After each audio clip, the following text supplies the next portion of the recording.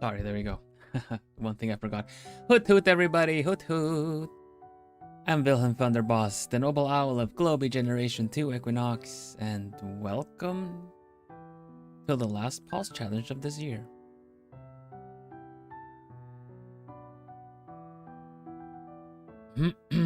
Hello, everybody.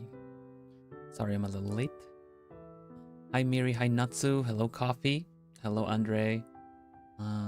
Hello, Maria. Hello, Lori. Hi, Nando. Hello, Lysander. Hello, Micah. Hi, Nani. Hello, Bianca. Hi, Oma. Hello, Random. Hi, Lino. Hello, Flo. Let's see. Let's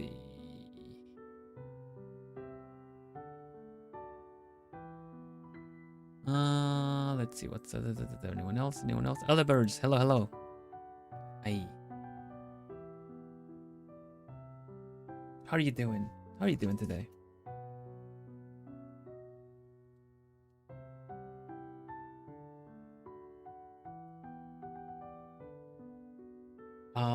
Bloomies, what do you feel? Do you feel the desk in this setup, or would you rather me just stand around?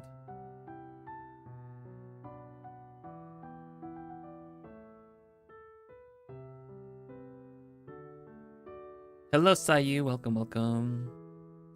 Hi, Bloomies. Yeah. So, I heard from the alchemists that you might have some you might have a little surprise for me later. Or you actually have it already. I'm just gonna do it a bit later. Gonna do it about an hour in. We're gonna do about an hour in. I'm curious. I'm super curious. And yeah, today's pause challenge is gonna be a little bit more on the mellow, chill side. We played it. We've done them really hectic before, almost. I don't know if I can actually do hectic. But I feel like it's been hectic because I'm still very locked in and playing higher pace music. So today is gonna be a little bit more chill. So I hope you can be patient for a little bit longer. Hello, Jen. Welcome, welcome. And yeah, we'll have a look at it in a little bit, okay? I just want to get started with the challenge and then just kind of talk about it a little bit random, a little bit not random, but a little bit of everything and nothing. Yesterday, I talked with the alchemist. About Christmas presents. And well, one of the Christmas presents I got is a cup warmer, an actual, not USB one, not one of those. I used to have a USB cup warmer. It was rubbish. That thing didn't even warm the plate it was on, pretty much. But this one is one that actually plugs into an outlet, and so it's probably gonna be a little bit tricky. This one's probably gonna do the proper job.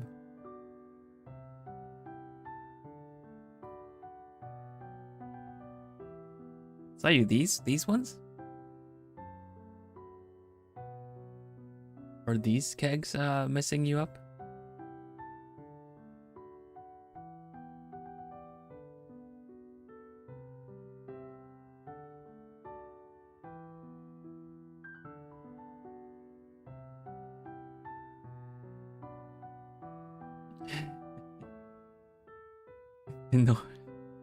No reply.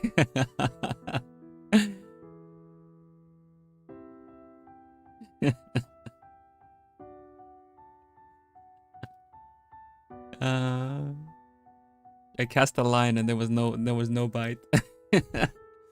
No matter, I still cast a line. But yeah, welcome everybody. How are you looking to celebrate your end of the year? If you want to share it, don't feel forced like you have to. Sure. Misplaced kegs, I will have you know, they are very meticulously placed.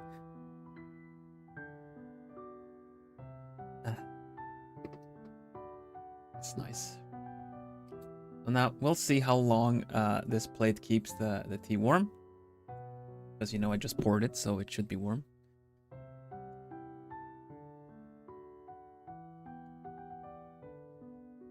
Heading vacation on Monday, away from fireworks. Ooh. Let me put on a nice let me put on this song.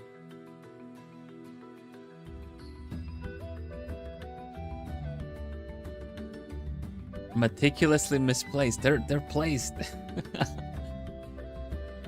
How's the volume? It's a bit loud, I think. Something like this, maybe.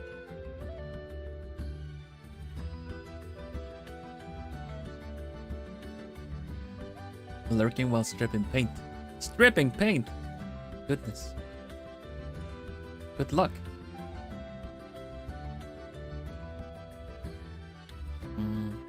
Let's randomize the pause challenge. And we can just keep talking in general. Hello UA, welcome, welcome.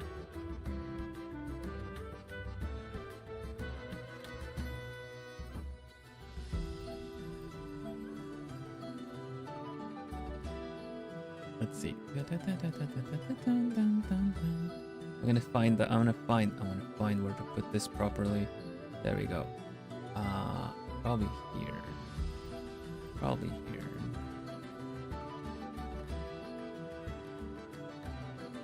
It doesn't make sense with the angle, does it? Doesn't matter. Doesn't matter. Okay. Hello traveler, welcome, welcome. I see you've traveled your way back. Let's go to the art scene. Everything should be as it should be.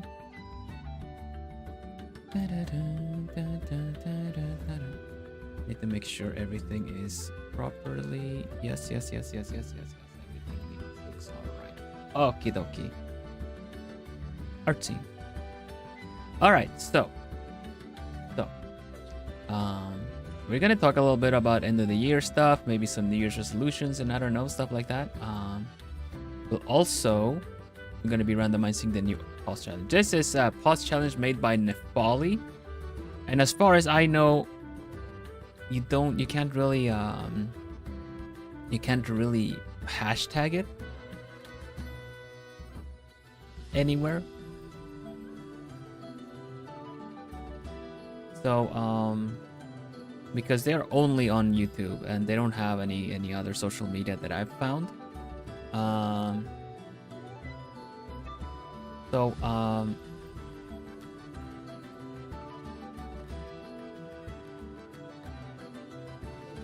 We can think of our own little hashtag. I'm gonna say, if you wanna join into the challenge, but it's gonna be very mellow today. It's gonna be a bit more mellow today. Then you can just post it with I'll go live, or we can make up our own little hashtag. Maybe something more like I'll do art challenge.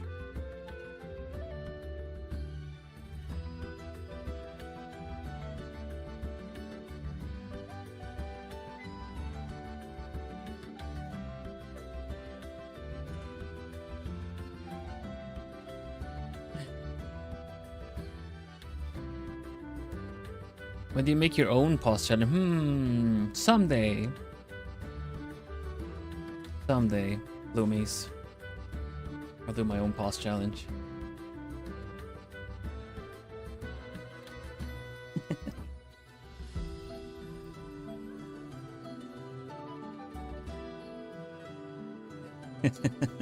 Hello, Citri. Welcome, welcome.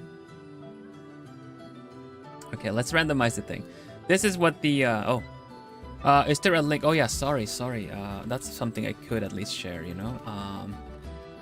Today's pause challenge. Today's pause challenge is on this one. There you go. Oop.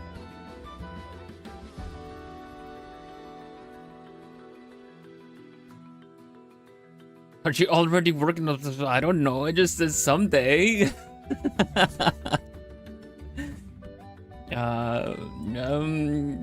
I I said nothing. I promised nothing. I just said someday, Plumies, I will have our own pause challenge. For real, it'll take a while to do. Mm-hmm. Hello, well, did I see? I thought I saw Ciel. Hello, Ciel. Hello, Liz. He's so dodgy right now. If you paid attention, I'll have you know that is the most certain way I could ever say it. This is a traumatizing or triggering trigger. Wouldn't it be cool if you like, yeah, someday, Plumies, we'll do a barbecue together. Following voice pack as if it wasn't already in the works. Yeah. Triggering word for someday. Anyway, it's I'm all for the chatty, but also kind of let's see what we get. This is the pause challenge. It's by Nefali on YouTube. So we get. I had been muted, so we got eyebrows. We got eyes. They have a mouth. Ears. Hair. Accessories. And clothing. Skin changes too. And this is what they drew. It doesn't loop that well, so we're just gonna redo this. Okay. Let's just get to it and get them into the drawing.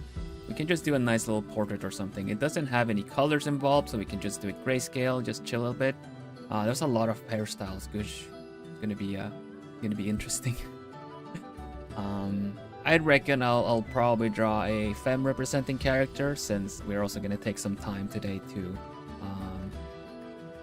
do a little surprise that you guys have too. So gotta be you're just playing it safe, still a bit chill at the end of the year like this. So let's go. Boop. Brrr, click. Eyebrows. Let's grab this one.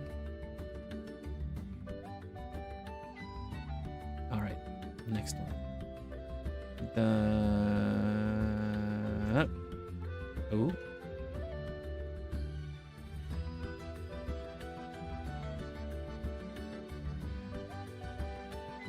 And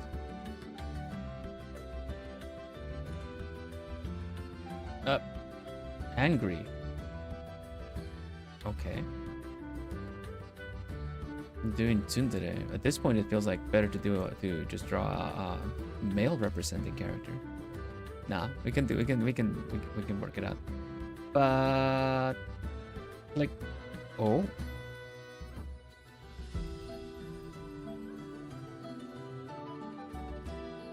Interesting. Pointy ears. What else we get? What else we get? Hair. Oh. I was thinking we was gonna get some of the really big fluffy hairs. Hello Etienne, welcome. What else we get? Accessories. What are those? Flowers? I can't really tell what I guess they're flowers, right? I guess they're flowers.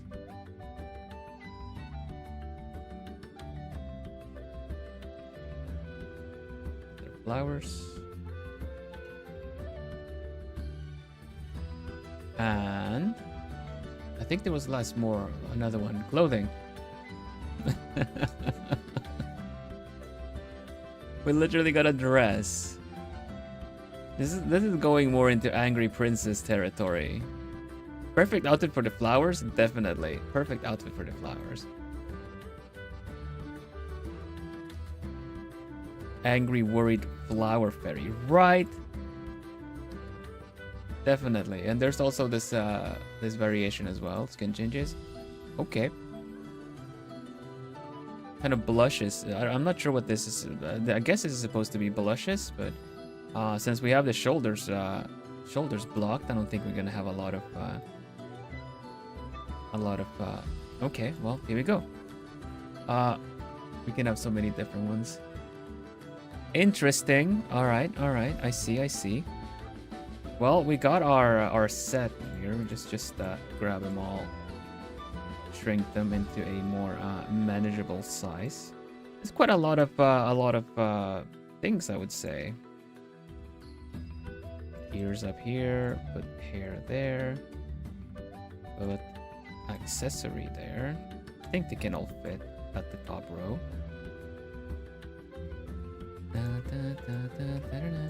It's so cool because you know it's you can give them whatever skin tones or whatever you want actually. Put these here instead. Do 8. Okay, so 8 prompts. We got it. It's all fine. All right. I'm gonna try to remember eyebrows and eyes are probably what I want to keep in mind initially. Everything else can go up again.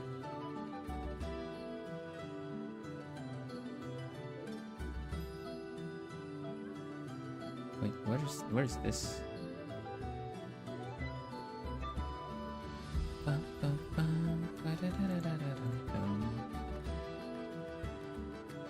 gonna try to put everything in a better position in general so I can just grab them, pull them down.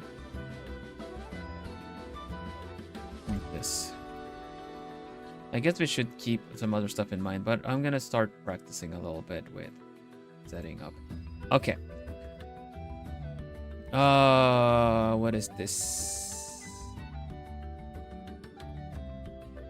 It reminds me of a specific book character. A specific book character?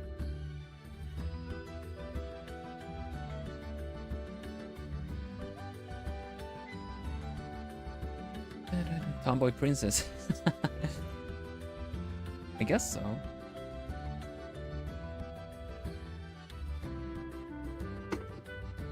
Blow. Not to be confused with blow. Okay. Let's see. Okay, so we're building a. Oh, where's my hand? Where's my hand? There's my hand. Okay. One of the New Year's resolutions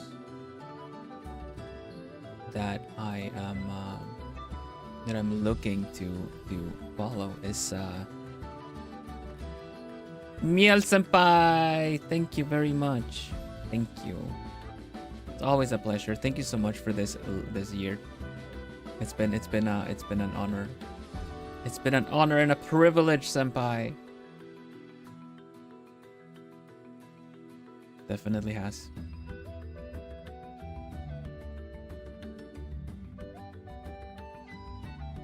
Let's see. So. One of my New Year's resolutions is that I've told you guys already that I mean to, and I definitely will go back to basics with drawing. Go back to basics with drawing because I feel like I'm a little bit rusty in just kind of building a character. Even if it's just a character that's just standing, you know. How do you say that? How do you even see, like, I'm even failing at the stick figure. Even a character that's just standing straight up, full body, not even posing. I would love to do a cool dynamic pose. But my comfort zone has always been portraits. Yeah, so I feel like I need to go back a little bit to the basics. I am very confident in rendering, but you know, an art piece is only as strong as its weakest link or foundation. It's only as strong as its foundation, and I have neglected practicing the basics. Hello, KK. Welcome, welcome. Oh, I wasn't neglected of holding my stylus properly. There we go. So yeah, we're just gonna play it a little bit safe, just to gonna have a nice chill art stream.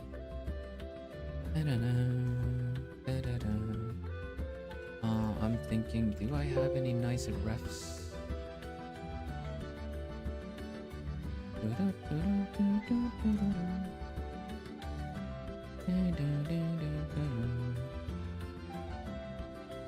Okay, so we have angry princess, yeah? Studying your fundamentals can be a bit of a chore. Definitely can, because I would be very tempted to just continue it into a finished picture or something. Almost like already now, probably because of the streaming, I feel like any time I put into a picture, it's a sunken cost already, you know?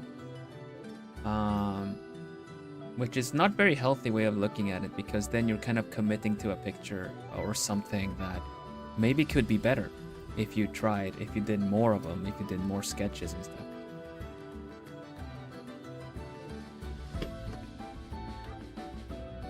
Okay, so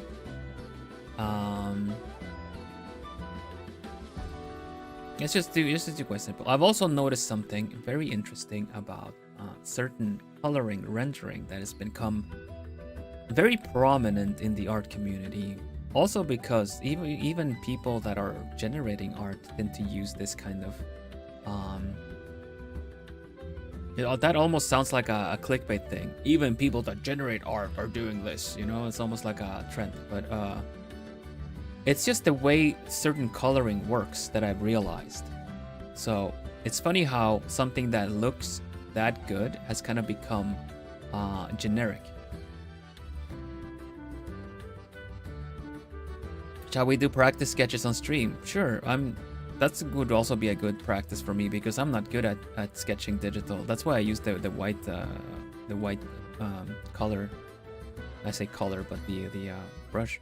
Okay, so let's just make it. Let's see, what else was there? Okay, pointy ears. That's nice. Hair. All right. Probably gonna do a little bit of my own thing with the hair, but it's gonna be short. So, all right, very good. Okay. Okay, so let's first just kind of do a simple, almost similar to what they already have here, but change the angles of everything a little bit more. Let's see, just do a classic kind of 3/4 angle. Do it. It's a princess, so it's gonna be a little bit more like Desua. So I'm gonna raise up her a little bit, and do this. Still gonna be anime style, because that's, you know, what I'm. These prompts look very much more like Western stuff. All right, and we had pointy ears, quite prominently so. All right, and then the eyes go here. Kind of like this. Nose here between these two. And the mouth was kind of grrr, you know? Showing teeth. Okay. Eyes kind of sharp.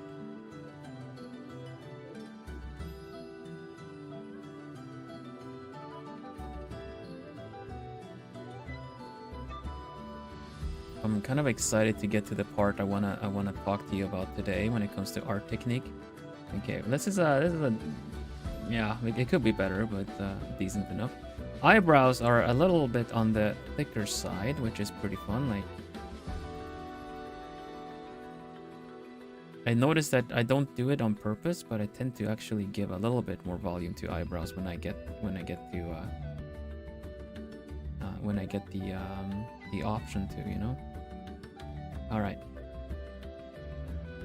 raising that a little bit, changing some proportions. The goal is to kind of get these proportions down from the get-go instead of, you know, having to rely a lot on it. But you only get there by doing a lot of it. So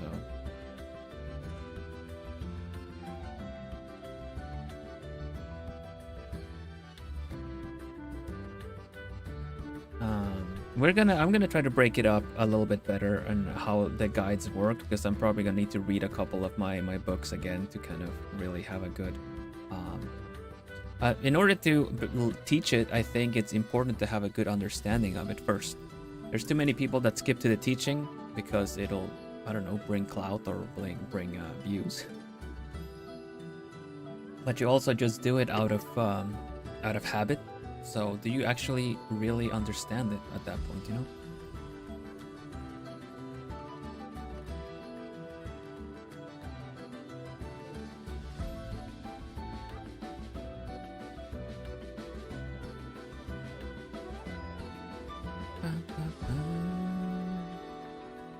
Okay, so kind of want this. We kind of want this angle happening.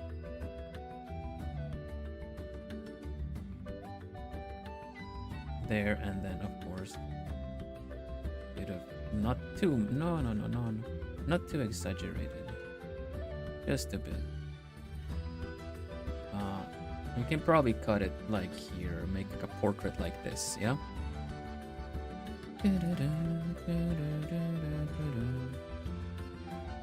Collarbone connects the shoulders. Shoulders are supposed to have kind of blush on them, but we have a dress, so we can't really do that. The eyes could probably be a little sharper, but it's fine, it's fine.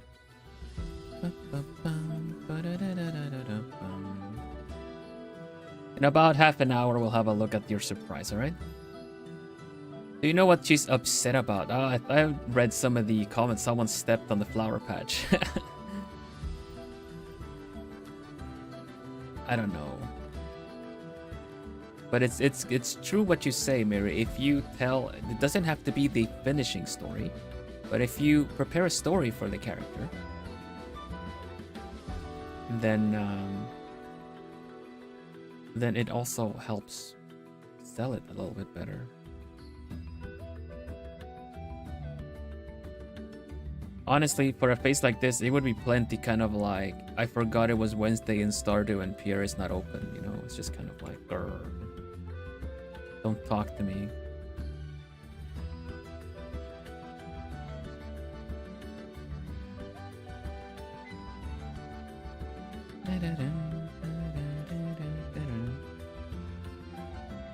I'll have you know, I knew,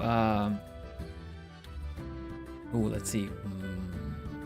I knew a Jay. A bird, a jay, that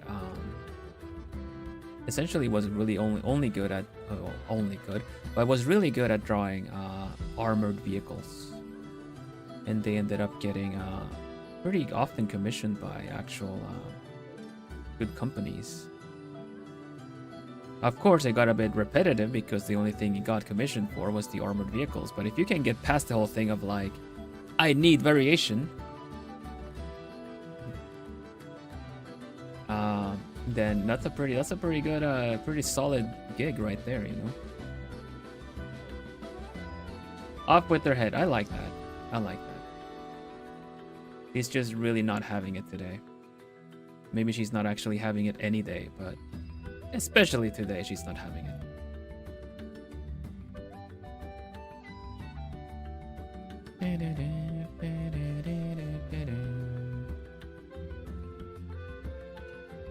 Grr. Okay, we need to furrow the brow a little bit. Okay. I'm thinking. Let's have a look at the mouth. The mouth is kind of going angry, so we can just keep it as it is now, I think. We'll adjust it a little bit. I want some cuteness in there, but also it's fine. Okay, so the hair is the tricky thing, because I also want to use this as an opportunity to talk to you guys about something I noticed. So let's give her a little bit of forehead. And we have bananas. 1, 2, 3, 4 prominent bananas, and then just 2 in the back.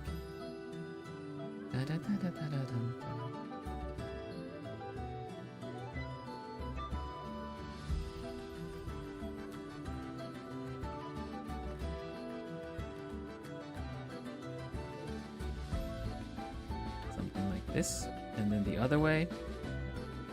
Gets a little bit of a hair vent.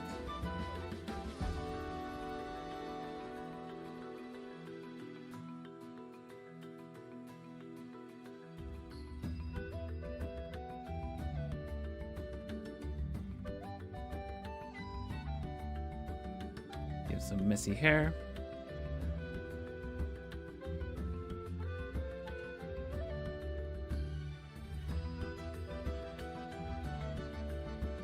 This is quite it can look pretty good, especially with these parts.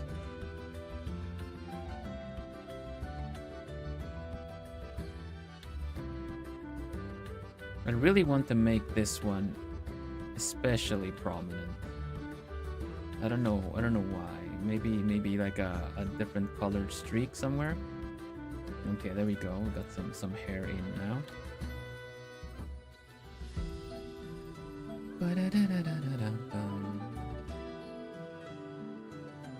Let's see.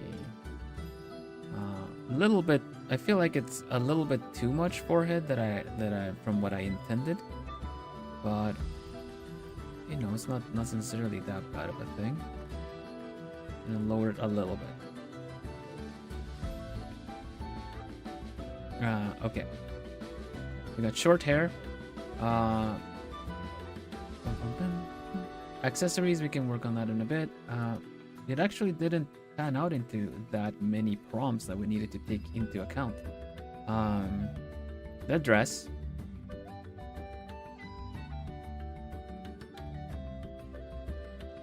Dress something like this. With the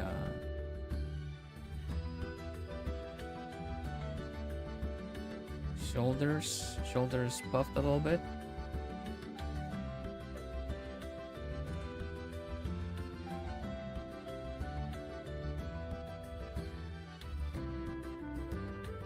And the dress also has lines.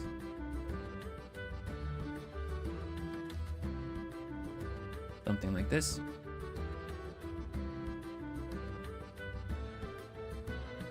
Her head is pretty big. Of course, the illustration, the demo head is also pretty big. But this is something you can use to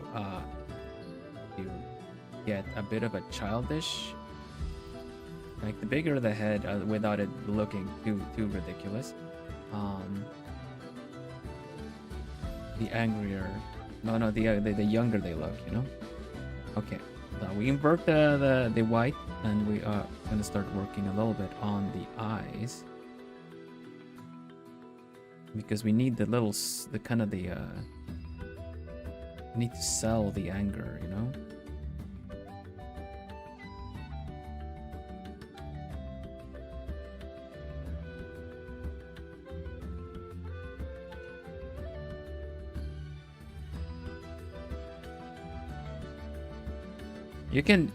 Something that is important to remember is that you can draw angry eyebrows, but if you don't have the eyes follow the shape, you know, because when you lower your eyebrows, it'll affect your eyes too.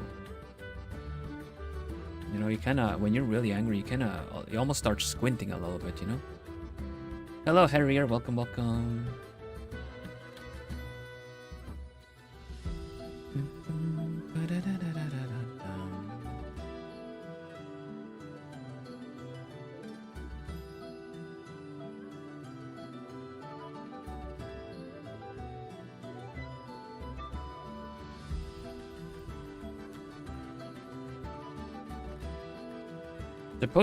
The eyes are supposed to be kind of like this, though, you know. Hello, Remy, welcome.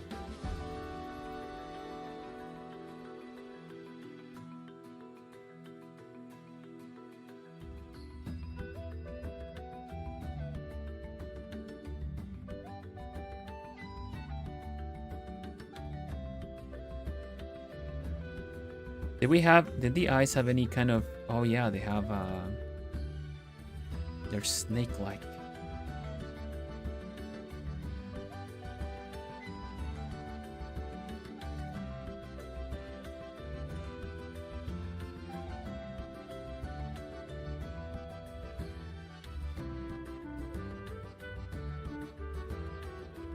Okay, she looks very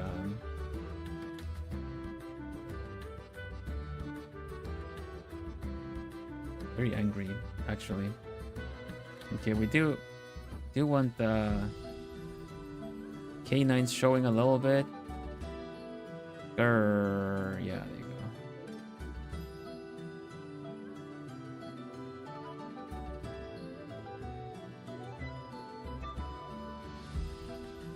You can totally see one of those like rah, super angry, you know.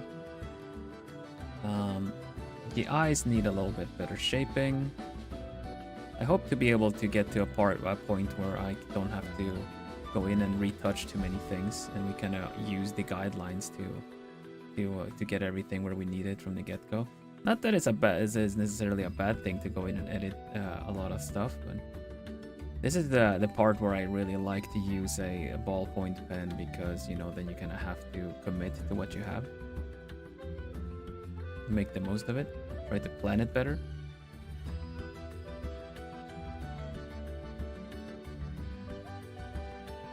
That's cute. I like that. Thank you, Nando.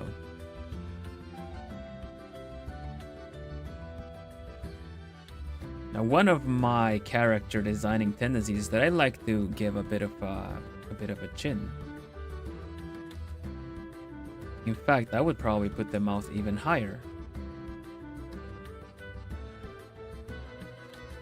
and then kind of slump the face a bit. But I don't think this is bad. I recognize that as one of my stylistic choices that I do. Point the ears. Thank you, Dean Zeno. Hello. We got the ears generated here. See.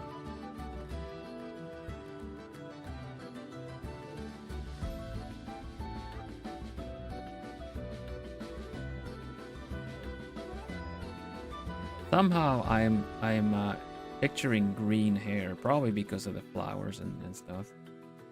But we're not gonna do any colors, so we can just go with whatever we are imagining, honestly.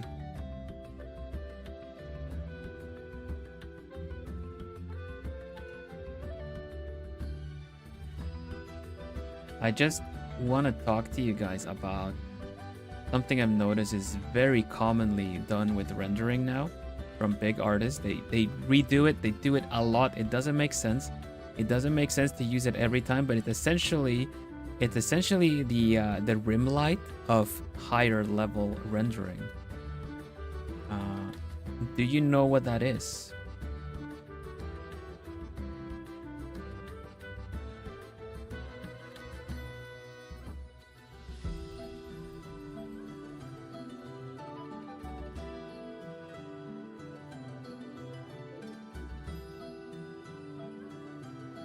I realized it as recent as today, really. For me, it was I was just browsing around, and then I became that the Ratatouille, the bad guy, quote unquote, that is reading the letter. You know, it's just like.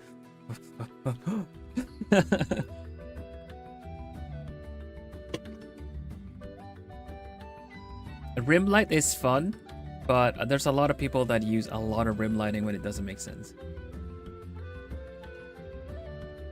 Because it starts off as this kind of life hack to make something look cool, look nice, give it a little bit of volume, give it a little bit of, you know. But I also known many artists to just do it because it is just almost a stylistic choice to add a rim light, but it doesn't always make sense. Especially when depending on the light in the room, you know. Now we're not gonna put this princess in a room at all, so we don't have to worry about that too much. But so the rim light that I noticed, the new kind of thing, is basically this. Let me just fill out the character with a mid-range gray, a little bit brighter gray, I think even. Yeah, that's fine. But yeah, the thing a lot of artists are doing, including the you know, the generated art and everything, the kind of style that gets that might give you the views is essentially, well, obviously you need to have something that is impressive, like very that catches the attention very fast because of how social media is looking now. You know, you only get a couple of seconds of an impression to catch someone's attention, right? So what you need to use are tools such as composition, such as framing, and definitely lighting. Yeah, I also use rim light. I also use rim light a lot. I also was there, but this is the next step. And I'm like, oh my gosh, I can't wait to tell the Bloomies. And I'll show you a little quick what the thing is. And this is mainly for, I would say, this is arguably for Twitter, because of what it kind of emphasizes on. Generally, a little bit of the volume of certain areas. Okay, but yeah, you got your character here, right?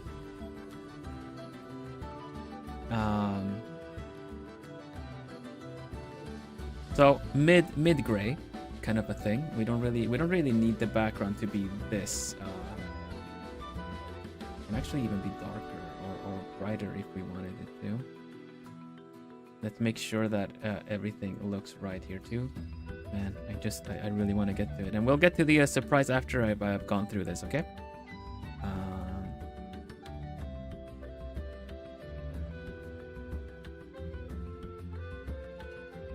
Also, let me check my notes. I even made notes.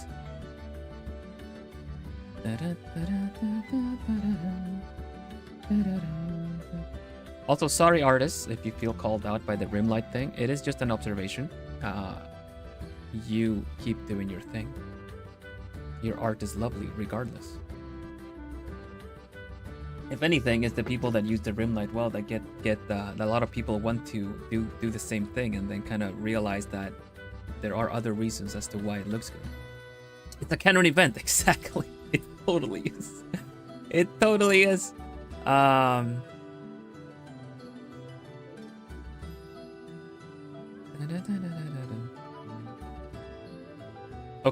Okay. You got your character. We got a character. What you need to do, the lighting has to come. It's not gonna make a lot of sense. Just letting you guys know now. The lighting kind of needs to be here, like here. But the hair needs to be so blocking that the face only gets light there. What do I mean by that? Well, I've noticed, my observation has told me, people will do this.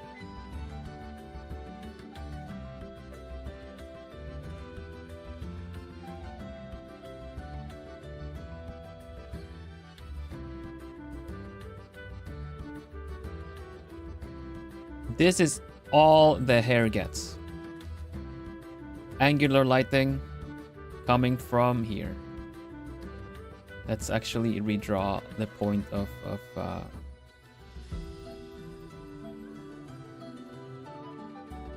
right. Why that angle? Why this angle? It's because it lets you do this thing here. Like you need to pull light, do kind of this on this side.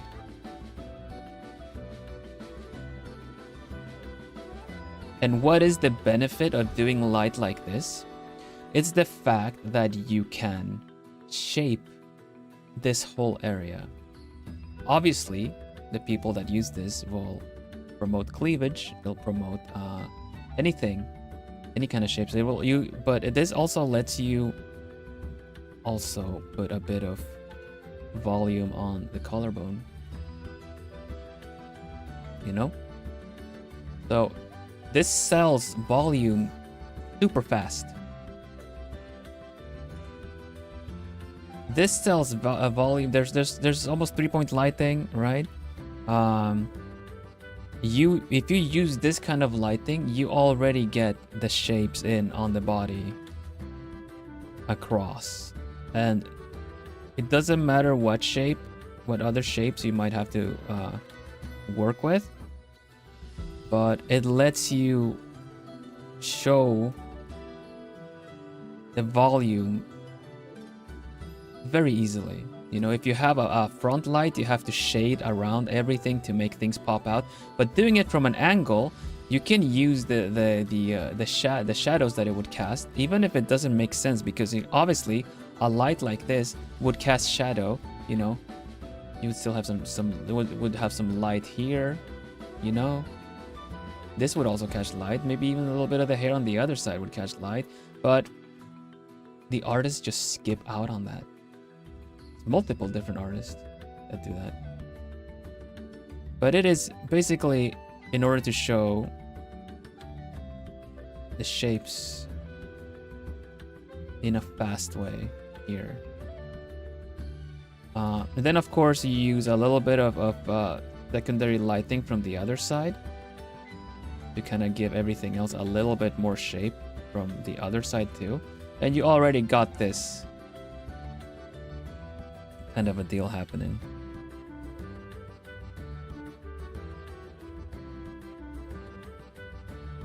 You are scrolling. Oh dang, this lighting looks very realistic. You know, this first like boom, realism.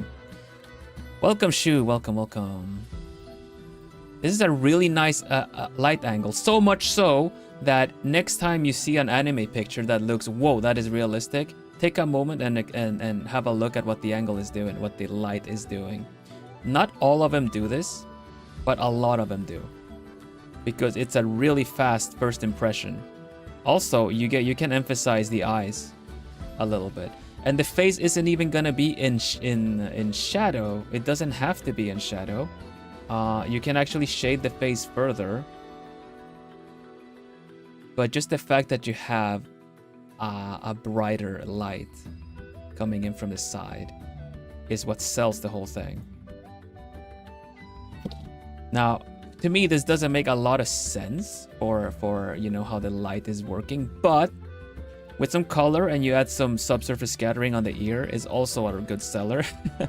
And I will tell you, I've seen people use this even when there's no hair here. Whatever the hair is, even if it's up to the back, it blocks all light. It blocks all the light. This part is completely blocked. The nose isn't, but the face generally is completely in darkness, regardless. But somehow the light just goes around and then hits this from the front. It's completely, it doesn't make sense, but yeah. How does it block all the light? By exactly by what Mary Mage said in chat show, the rule of cool. It is a rule that, you know, more like a, you know, unwritten rule. It's the fact that if it looks nice, then, you know, go with it. But also always say that whenever I work with shading and volumes and values, is not realism,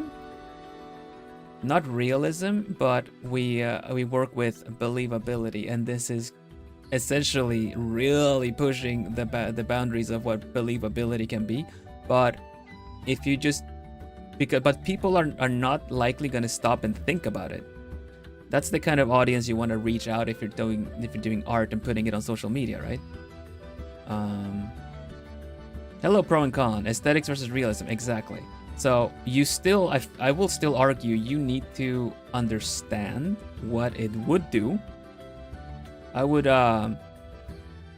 still argue that it would be good to do light studies. It would be good to do studies to the point where, you know, you understand what it would actually do in order to then mold it into this stylistic choice that you do to make it look cool and everything. It is also a shortcut way to, if you are, you know, trying to up your presentation, to still just do this. Fine, sure. But If you only stick to doing it because I saw it done somewhere and it looks nice and I'm just gonna do it as a habit, you're gonna paint yourself into a wall. Because at some point it's not gonna make sense to the point where it's just really gonna stick out that you are just doing it because you know, you just learned it and never questioned it. So yeah, I'm gonna do some light studies for you guys as well later. Is one of the ideas that I have for the upcoming year and everything, that when we're learning and studying, is the fact that we're gonna prepare a character much similar to this actually, and then do what the lighting would look like from different directions. Like it comes from the bottom, because you know we can actually even do that now technically. If it comes from the bottom, we start like thinking about what if the light is coming from oh what did I do? Oh, okay. If the light is coming from below, what parts would it hit? And we just kind of exaggerate the parts that would stick out technically. You know? This would catch, the hair here would catch. Maybe even if she's squinting, the lower eyelids would catch a little bit. And you already have a little bit of light from the bottom, yeah? Kind of like this. So I wanna dedicate a whole stream around this kind of what would happen if the light is coming from behind, what would happen if the light is coming from one side and the other. So we'll prepare a similar thing like this, and then just kind of do different situations. And then by the end of that stream, or pair streams, or whatever we're gonna do with it, I'm gonna save all of these different examples so you can use it as a reference for yourself. Does that sound okay? So you can keep this as what would happen if a light comes from below, and you can, you know, use it as your own reference. We're gonna make a compilation and we're gonna share it, because I'm not here to just be you know, look at all these things that I know. I want to share it too. I wanna share the knowledge, so that more people get good, not get good, more people improve their abilities, and in return inspire me too. More people get good. All right, well, welcome back to Princess Angry because you're stepping on my roses. In just a mo, after this commercial break, what we're gonna do right now, let's put in something. Where is the? That's the one. Okay. All right. I'm probably gonna need to the people that improve themselves and care about growth. Well, Shu, you're gonna get to see something from this community. The Plumies, my community. I am Vilhelm Vanderbos, the noble owls, so I have a lot of small owls as my chat community technically. But it's what you see on my shoulder. That is a Plumie. A Plumie is a feather of any kind, any color, anywhere. And it's a feather under my wing. And you know, you lift me, I lift you. And we'll soar high in the skies together. Now, as far as I understand, and correct me if I'm wrong, Plumods, let me also bring up so that your little thing works. Will soar to greater heights. Exactly. I'll get it all. Thank you so much. That means a lot. Yeah, so I'll send you a link. Okay. Do I need to share? Should I share browser somehow? Maybe I should prep that somehow.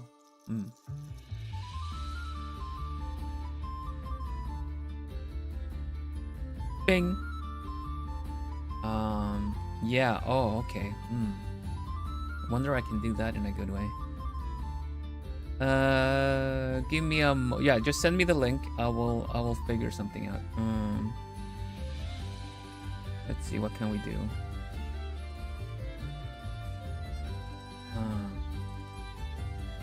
Of course, I should have realized. Let's see. Yeah. Okay. I'll turn my background music off. And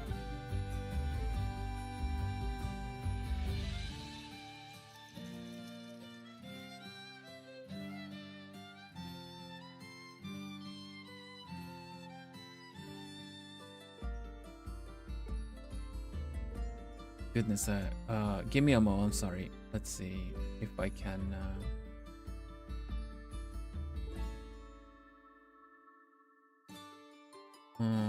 No, I figured it was something I should be sharing, but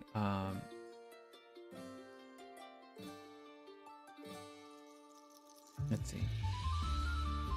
Can I just go to something that is a empty screen? Nope, cannot go there apparently. Sorry, give me a mo. I'll look at the link in just a little mo. Maybe it'd just be better if I open the link and then try to share it, because then we will have it open, right? Okay, we'll just do that. We'll do that.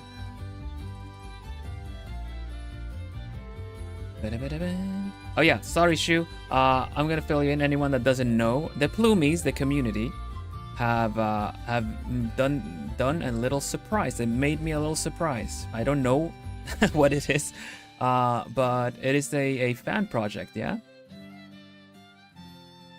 Prior, I will say, the Plumies made me a game, a custom video game that I played. So they're a very crafty bunch, for sure.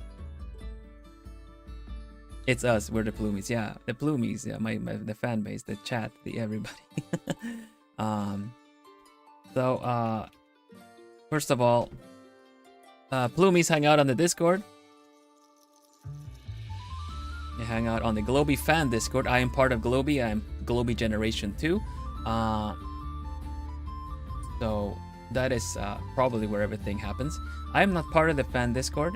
We are not as talents part of the fan Discord, but I've always promoted the fan Discord as a place for Plumies to hang out and you know, interact and do things between streams and things. And I it's really lovely to hear that you guys are cooking up a lot of fun stuff. I will check it now. Give me just a mo. I have to copy the link first.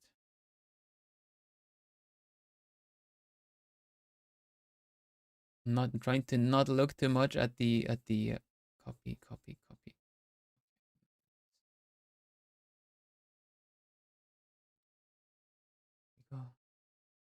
Copy that over to this. Pause.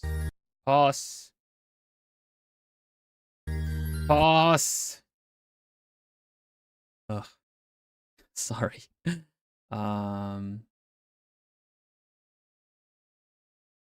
Why can't I do the thing? Should I read the description at all? Should I read the description at all? I might have to open it elsewhere then.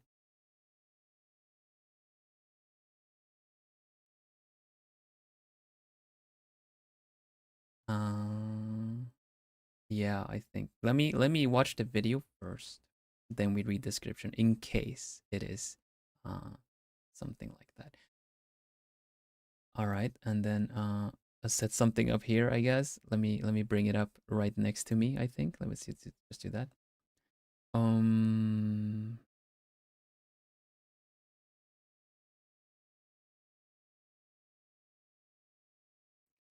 Project. I'll just call it that for now. Hey, there you go. See, that's the kind of stuff we don't want happening accidentally.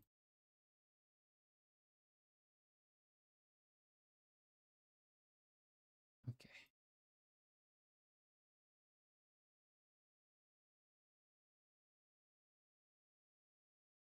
Yeah, we're not going to read the description. I want to watch it first in case the description kind of reveals what it is. We need to see it first. Is this all right then? Do you want it slightly bigger? Okay.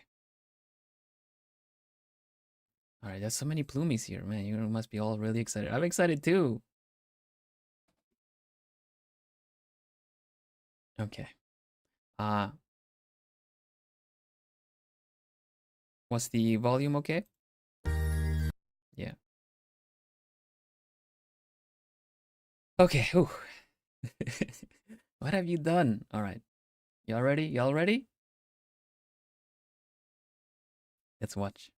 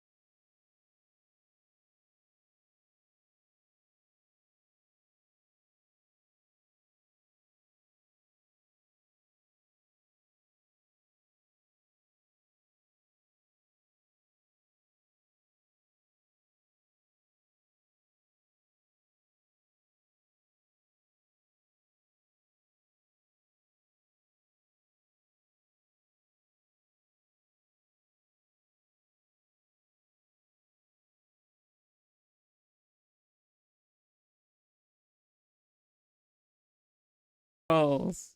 Christmas carols. Christmas carols. Oh, that's amazing.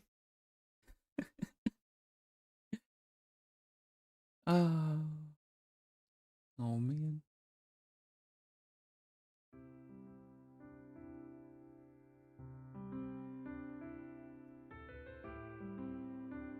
That's so adorable.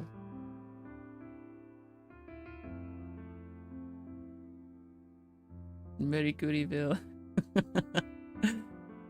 Oh, thank you so much.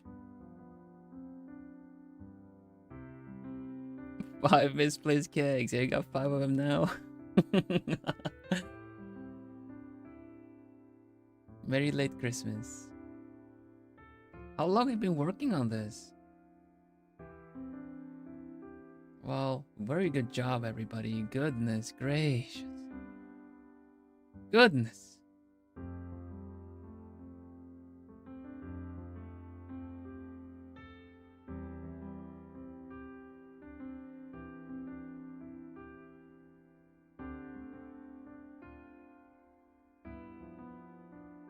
God, let's see.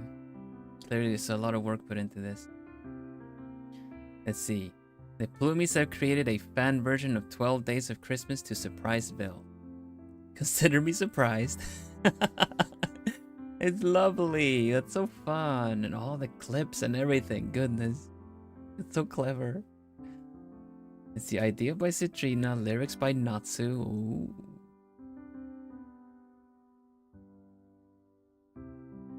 Idea by Citrina, lyrics by Natsu. Audio mixing by Etienne. Video editing by Sayu. Plumie art by Joy. Plumie singers. We have Maxter, Gracie Macy, Citrina, Chatterbug, Float, Flotorta, Natsu, Lysander, Sleeping Sayu, Joyus, Remy Blanc, Micah, Neo, Harrier, Lucen, Etienne, came for Etienne, Maria Ray, and Mary Mage. You have the lyrics there too, that's awesome. Oh, I get surprised. I'm so surprised. That's so nice. It's so impressive. Oh my gosh. Thank you so much. Thank you so much. Yeah, Christmas tree is still up. You made it.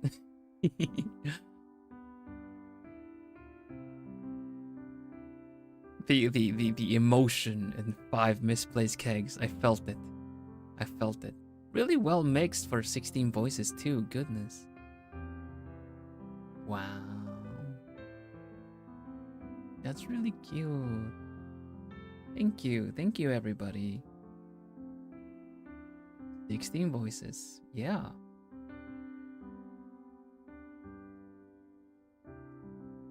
Let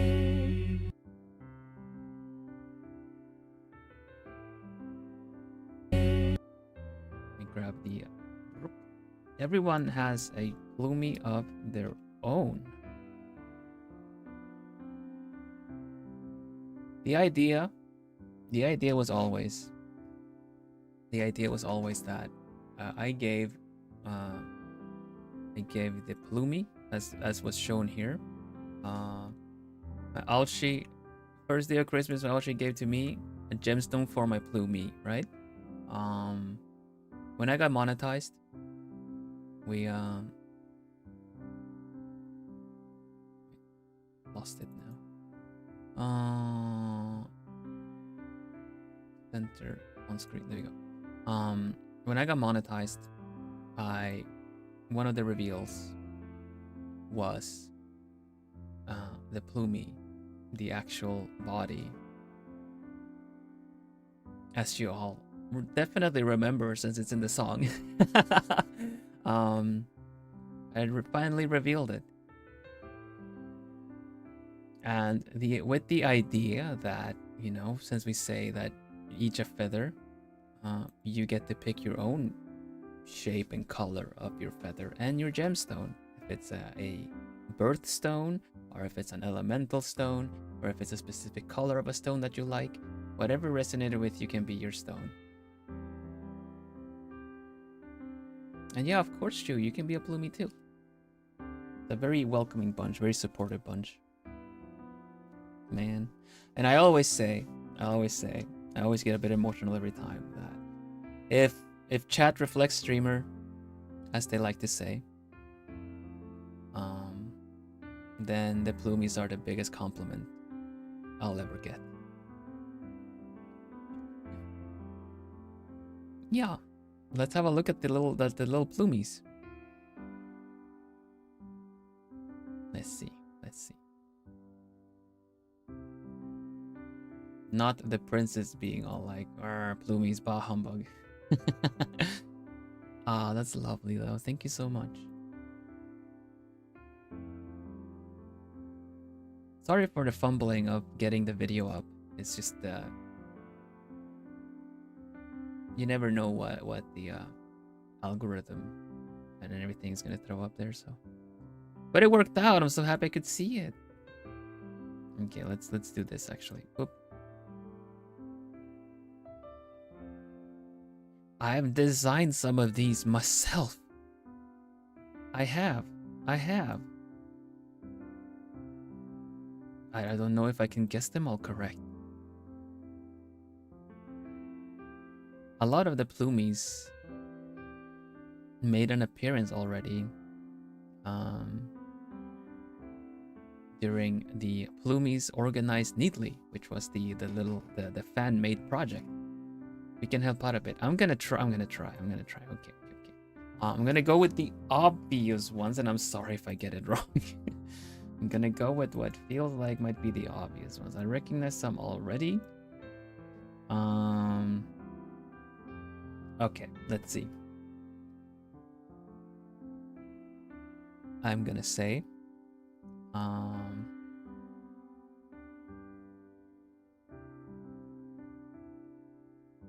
we have Joy because of the gemstone and the knitted scarf. I'm gonna say Joy is there, and we have Flo. I that was one of my designs. I'm gonna do Flo right there, and this is also one of my designs. We have Citri there, and this is Miri. And oh, there we goes another one of my designs. This is Natsu. Harrier, I remember from Plumies Organized Neatly.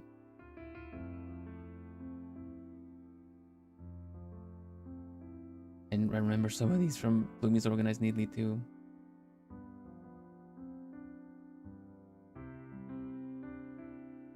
Okay.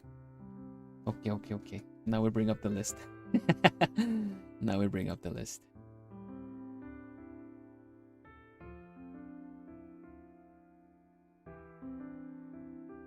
Maxter.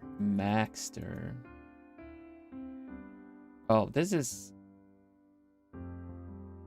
Wait, what's the photo one? Lysander? Was Lysander the photo? Photo Plumie?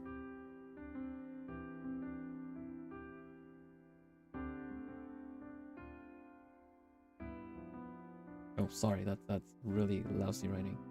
What am I doing? Lysander. I'm so good at writing on tablet.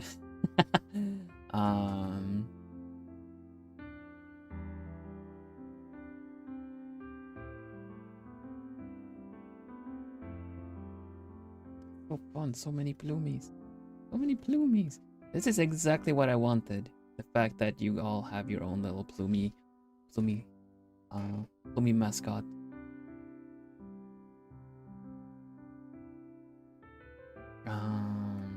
Crazy Macy, that's Maxter, Crazy Macy, Citrina's done, Flo, I found, Natsu, I found, Lysander, I found, Sleeping Sayu. Sayu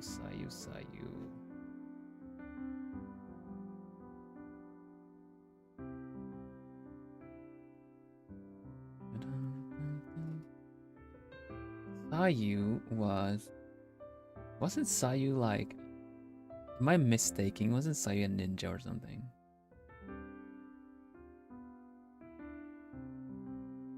Am I wrong? Oh, Sleepy. Ah, there you go.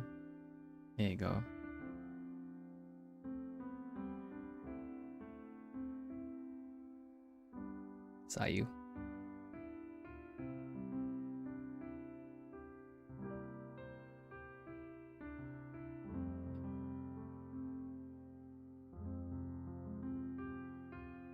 Sayu?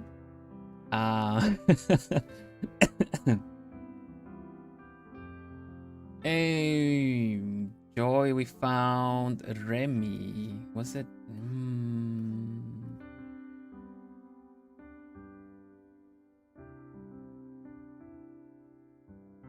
We have Neo as well, Etienne, Maria, Liz.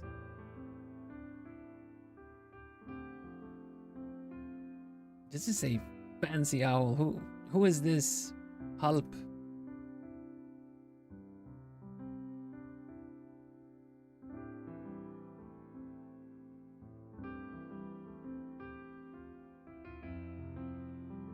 Etienne is this Etienne?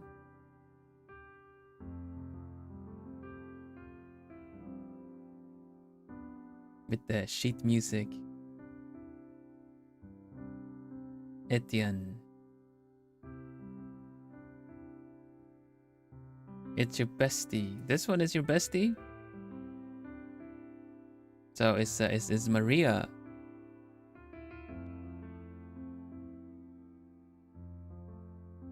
How did you guess it? Well, I got the hint that of your present. You were reading sheet music.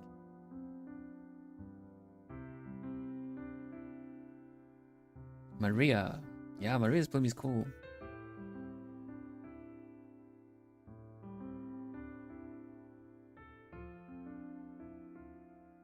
It's another yellow plumie. Tokyo. Everyone's just singing. Okay, who's missing? Who's missing?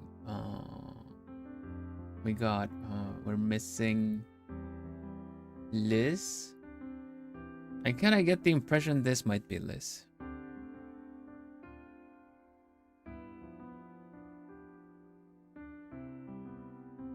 Is that am I right? Am I wrong?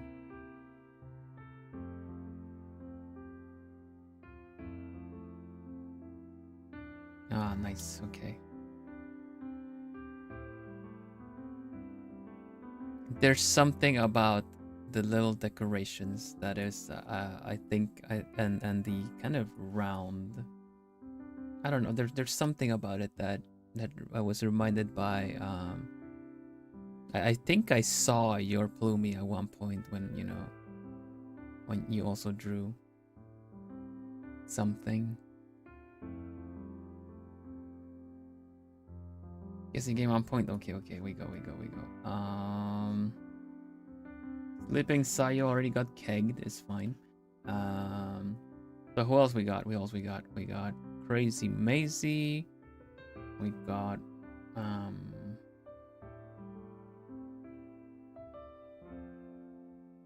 okay, so when I think Crazy Maisie, it gives me the idea that there will be a lot of crazy colors. And the crazy colors I see would be, let's say, crazy color combination. We have some combinations happening here, but the most crazy one would be kind of, a lot of gradients. So would this be? No, it's not Maisie.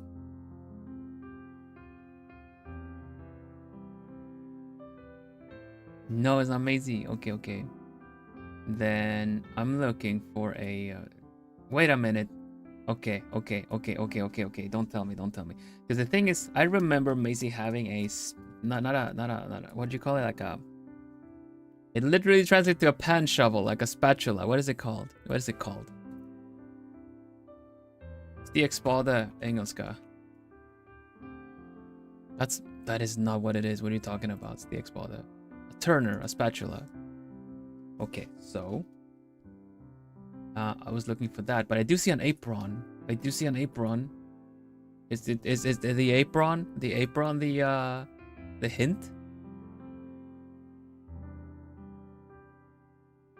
It is the apron, because I do remember like Maisie was what would be a cooking plumie.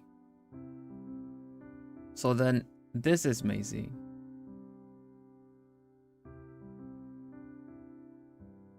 Yeah, I do remember there being like a whip.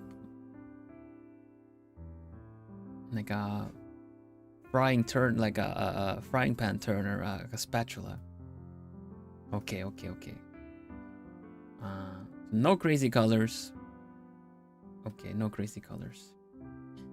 Who we got left? We got Maxter. We have Maxter. We have let's see.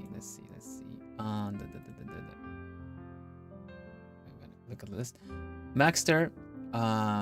Flo was already on. Let's see. Lysander already. Sleeping Sayu. Remy. So Maxter, Remy, Micah, Neo, and that's it. Neo. Okay. I keep clicking it wrong. Let's see. Let me write them down. We are missing Maxter. Maxter, Remy, Micah, Neo,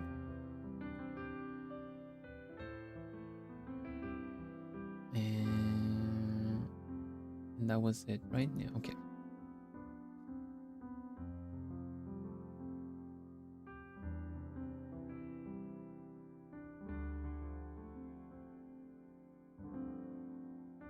Micah's color and wait, how many plumies do we have left anyway? Let's like 1, 2, 3, 4, 5. So this is just the normal plumie, the plumie.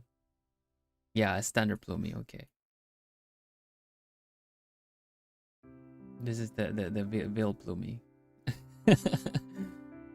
the this is plumie. Okay.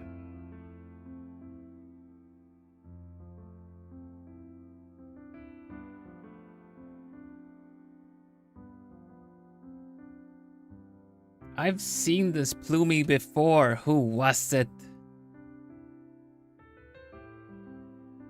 I wasn't singing with you guys, no.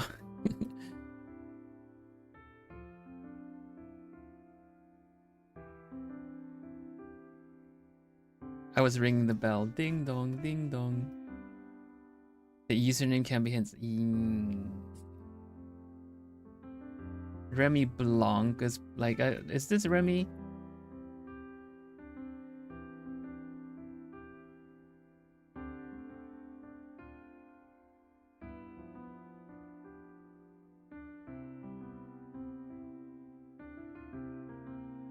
No.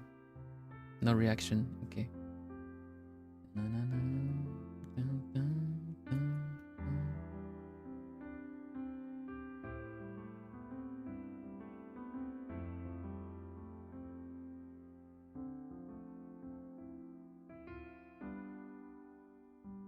Hint.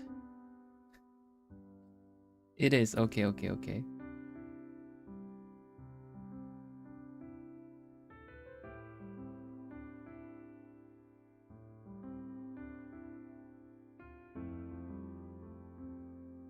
we got Remy. Wow.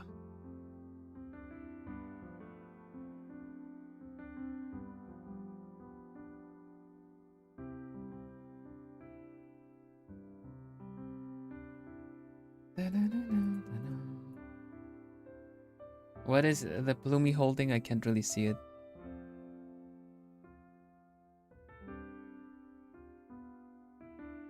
And then there were 3. Almost there. Yeah, we're gonna get it. What are they holding? I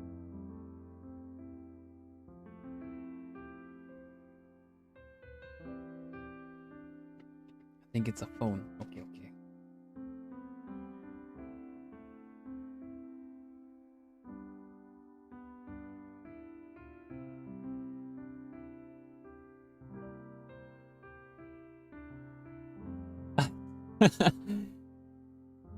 Glasses protective case. Oh, okay.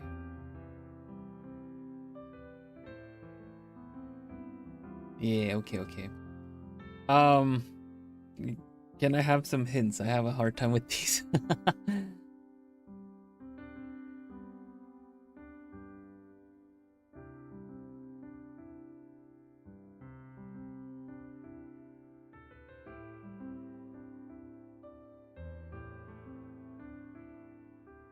Micah is cute like her. I would say with the flower, this one.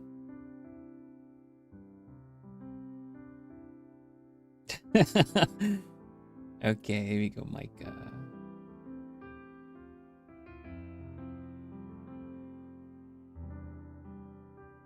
And then Maxter here, maxing out the colors.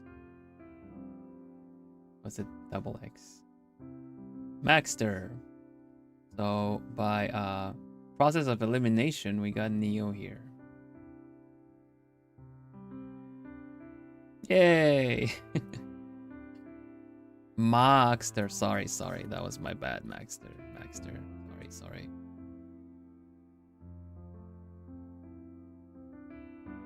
Do, Maxter Plumey. Here we go.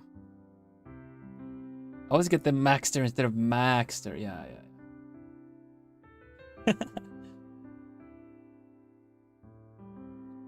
Not the last one either, definitely not. I'll have you know, by the way, the warming pad is working really well. Thank you all so much. It's lovely. I really like it. I love it. Thank you so much.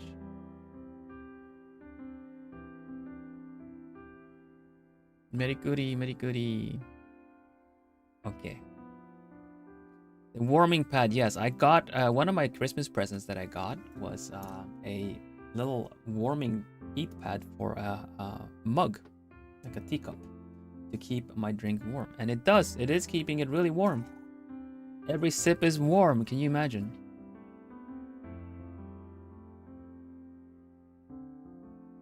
I couldn't until now. Now I live it.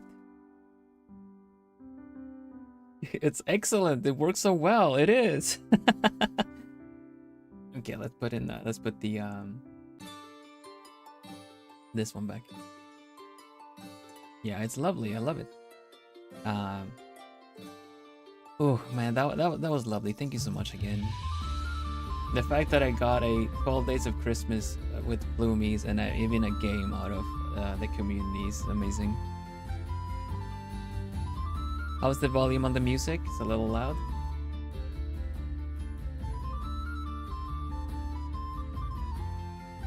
You don't know how worried I was to be part of this. How so? Everyone sounded great together.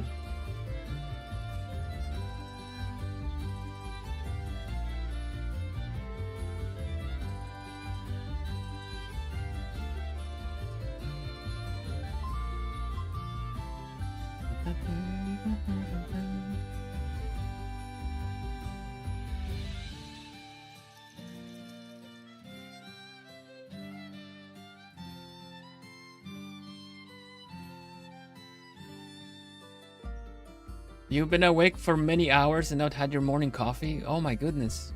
How have you stayed awake? Hello, Maybell. Welcome.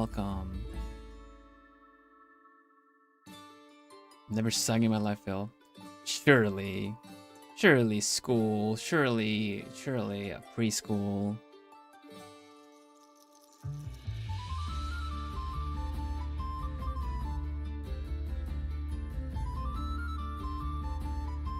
I get you though.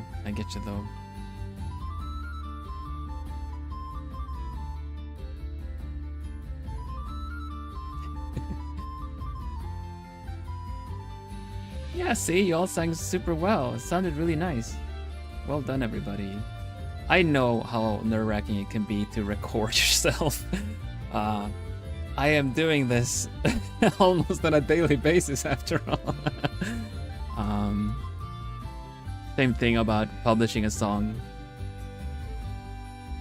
Sitting on the floor, heading closet, recording everything. That is a really good way of doing it. A lot of blanket forts, a lot of every kind of thing, because you don't realize how much sound gets picked up in a microphone until you start recording stuff.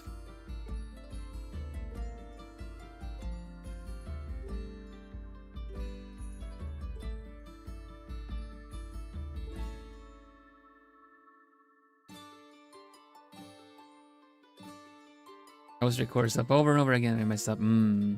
It took many recordings and attempts to get the song right for Who as well.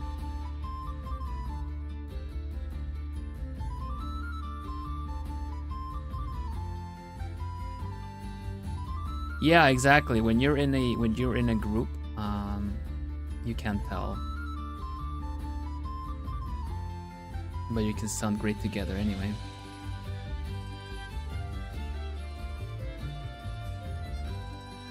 I get that, but the reverb of the room kind of depends. It works if you're gonna, since you're gonna do it in a group, that would still work for the effect of like a choir kind of effect, right?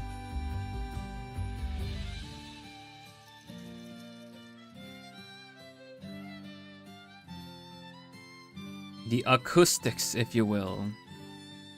Sometimes it works well, sometimes it doesn't.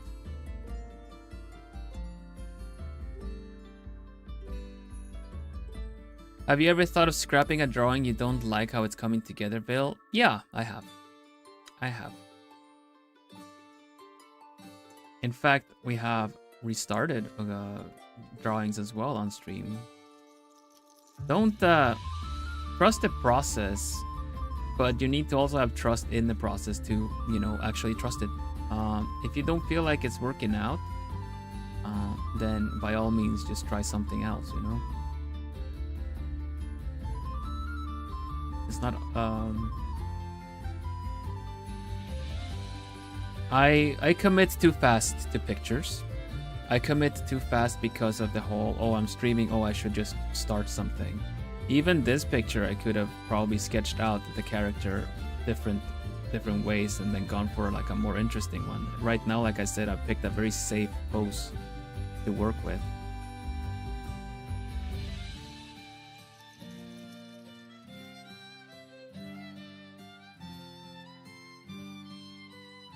But like I said, this angled light is definitely it really helps putting out the different shapes.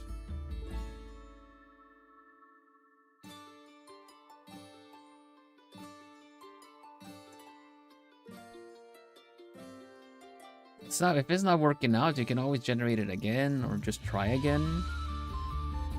Honestly, sometimes you want to tough it out because that's kind of part of the challenge, but other times it's just, you know, you're supposed to have fun. Ultimately, art is this kind of creative medium to express yourself, and you get to pick exactly just how you express yourself. I don't think, well, some people might want to express themselves by bashing their heads against the wall.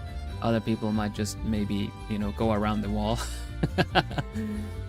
So don't feel bad for that. It's not, if you're not feeling it, you don't have to. It's your picture. This is not something you can just do when someone has commissioned you specifically to draw a picture in a specific way. But the lovely part of you drawing your own picture is that you get to pick how you approach it and how much you do with it.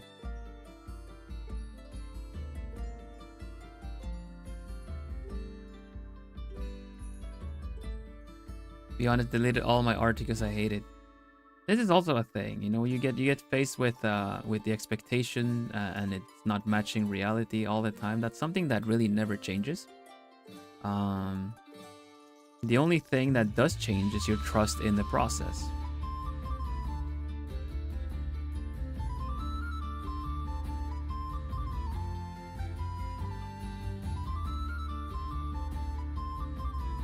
I would say though,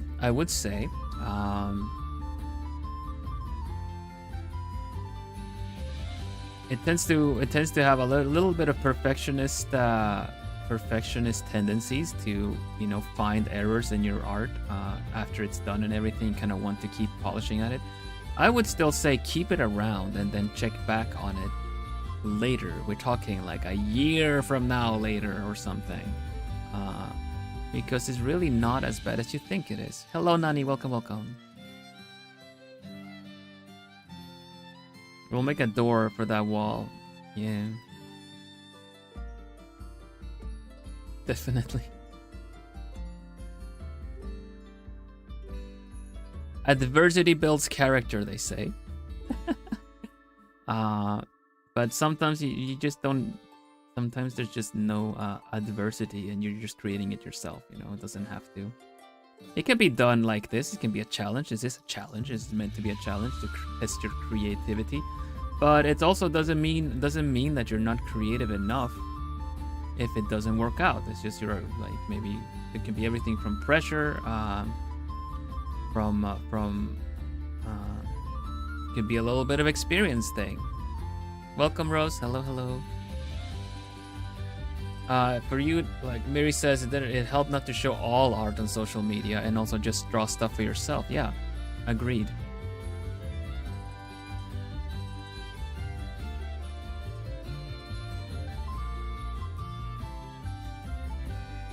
I improved the most when I didn't color art and just kind of called it. At some point, like I said, I grew very confident in the rendering.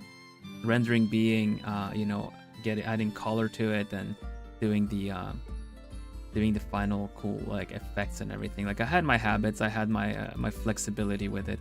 So I grew pretty confident with it. So at some point I just went like, I'm just gonna practice poses, and I was not really in the mood to even really finish rendering it, because it's just a lot of time for something that I was a bit demotivated. Oh, music is loud. Thank you.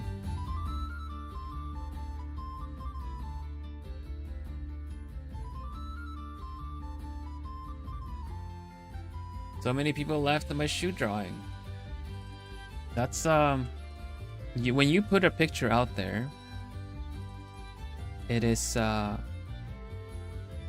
it's very how do you say that? It's very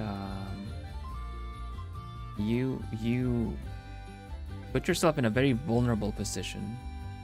You put yourself in a very vulnerable position.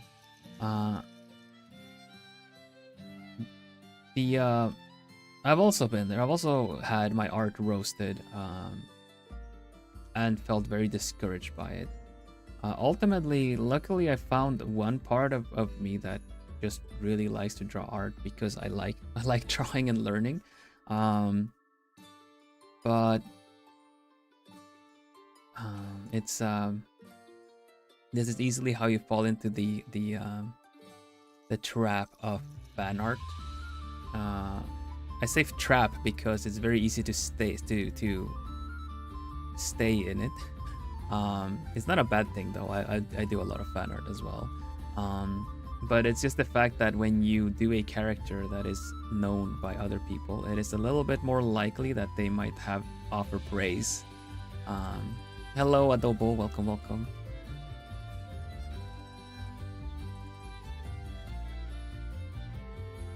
It is a lot more difficult to swoon and impress people with a character that doesn't already have established love, you know? But this is also a good way to improve your artistic abilities while drawing something that other people might almost automatically feel something good for. So you are likely to also get some positive, you'll get some views, you'll get some positive feedback from people that love it, and you might also find other fans of the fandom as well, which is great. It's a lovely way to build community and also find other people that love the same thing you do.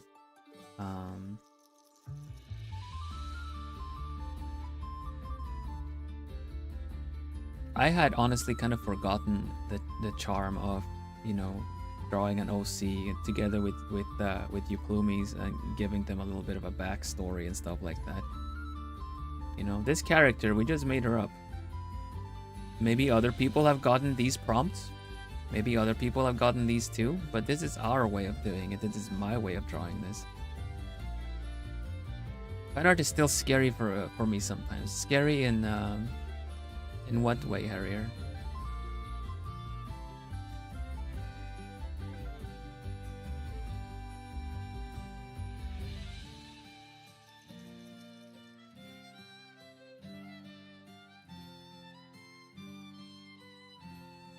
Do you all like to add a lot of detail? I used to zoom in a lot and do very detailed thing, and then ultimately you kind of realize that people are gonna look at the picture for 5 seconds tops, 5 to 10 seconds, like, and move on, and then you kind of realize that the really close-up intricate details maybe don't really matter that much.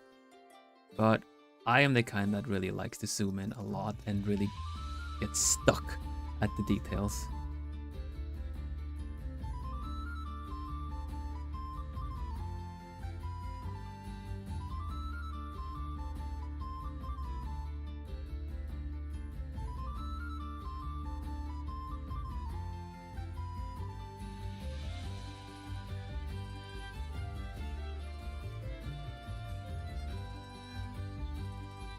People have a low attention span on the internet. I mean, they do because of the platform where they might see it. Obviously, if you are in a kind of a community, a kind of a website that is designed around it,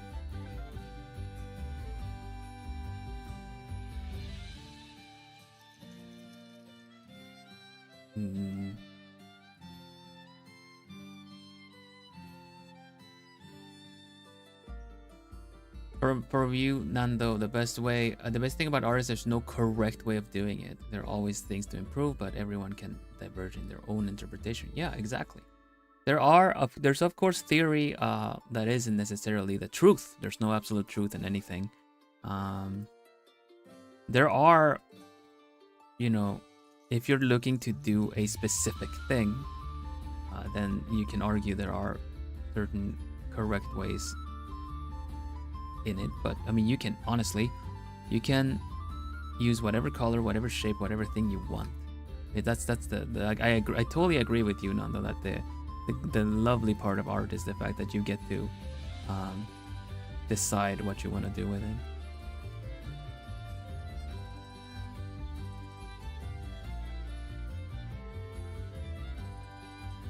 I want to do a case study on people's low attention span as someone who studies psychology for a year. I get that.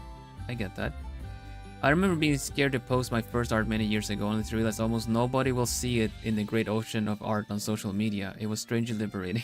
I understand that.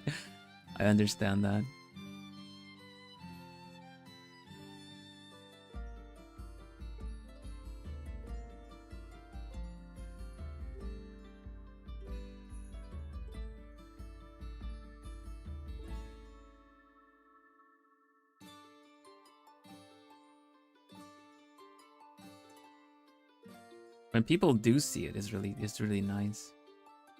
But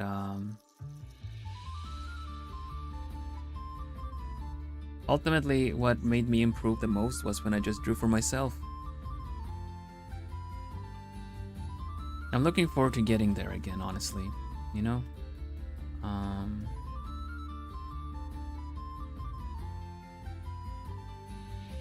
Hello, Brenda. Welcome. But for the time when I improved the most, I would pick my tablet over any game, over any kind of other thing. I would usually draw while listening to things, even anime or movies or something on the side. I would mostly be listening to it, so just passively consuming while drawing things.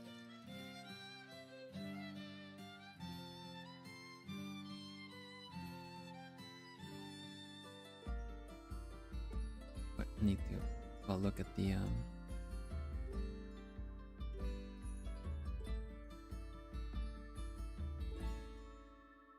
you kind of need a goal for it, though. It's kind of difficult to just focus on, you know what, I'm just gonna draw for me, but it's ultimately you kind of need a goal with it too.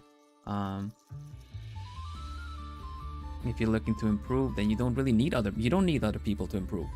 Hello, Ruka, welcome, all the best to you too.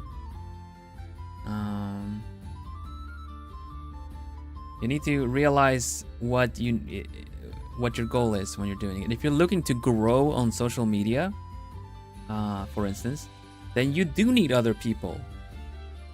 You do need other people to reach that goal. So you might not be able to do exactly the art that you want to achieve that goal, because then maybe you might want to tailor your art to be something that people might be on the lookout for. can be trends, it can be everything like that. You know, if you're looking to grow attention, then you might need to tailor suit your art better for that, which is a bit of a frustrating realization that I had too, because I might not want to do the trends that are going at the time. You know, I might not want to draw the things that are popular. Social media is also very stressful, honestly, because you get the impression that social media, the artist's social media, you know, not the artists on social media, but the artist that is social media is just dishing out quality art every hour. You know what I mean? You never see bad art on social media. No, the algorithm is like, this art is trending, and it's usually trending for a reason. So you get to see that, oh, woof, that's amazing. And oh, another one, oh my gosh, I'm gonna start on, oh, this inspires me to draw. And I'm gonna start drawing my picture. And in the meantime, that my picture is not even halfway finished, 3, 4, and even a crazy 2 amazingly detailed art pieces in just a couple of hours. At some point, I would feel very demotivated.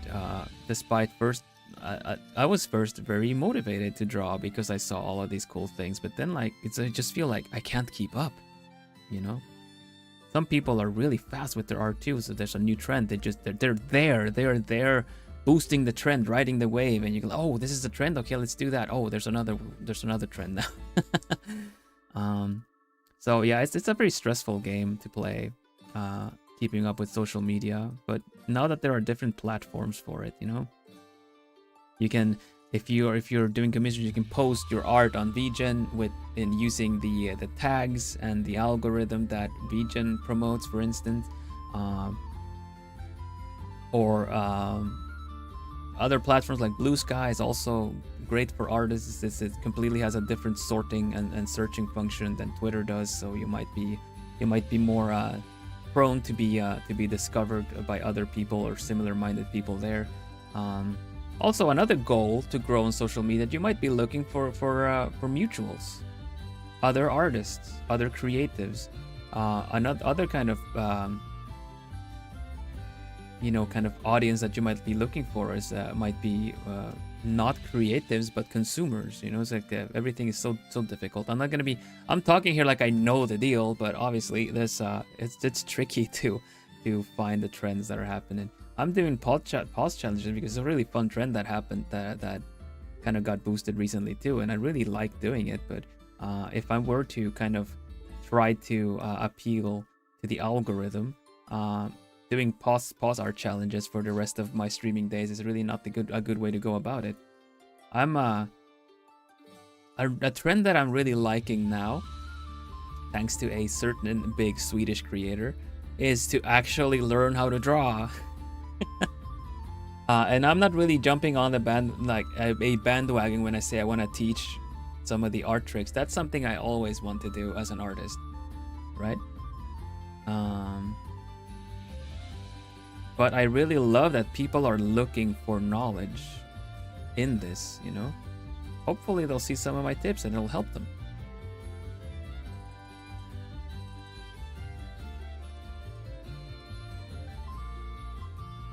Hopefully.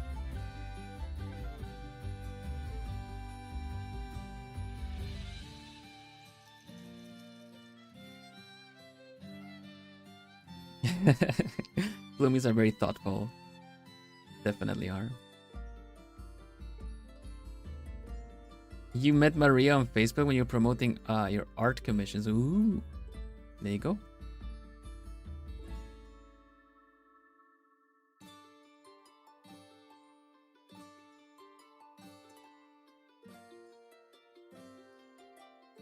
But yeah, I can be spewing all of these. This is how you should do it. But in the meantime, am I doing it though? No, because a lot of work. But yeah, I'm not gonna be talking like there are absolute truths in this. There are not. I'm just saying that from observations, from past observations, because the game changes all the time.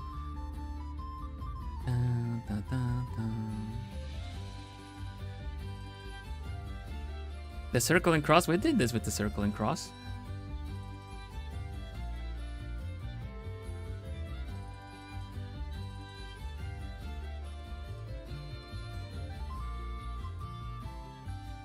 You have such a lovely laugh.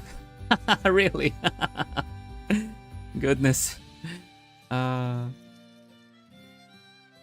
thought the nice laugh was the part where I did the Ichigo Miruko. Thank you so much for the follow. I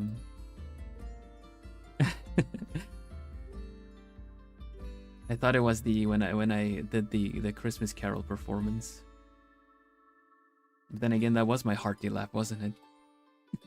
You call it the laugh man? What? You call me the laugh man? What?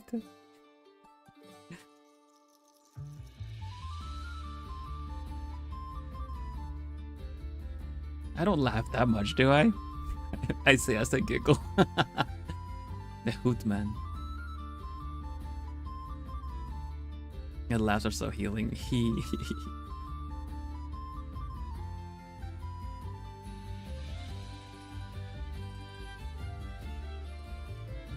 Vil is literally. No, I'm not. I have my eyes open. I'm laughing with my eyes open. Yeah, I guess I am. You're right.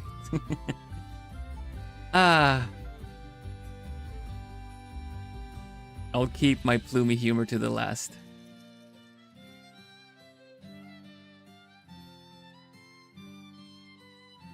The laugh sounds like a hero laugh. Ha ha! I shall save the day. Aha.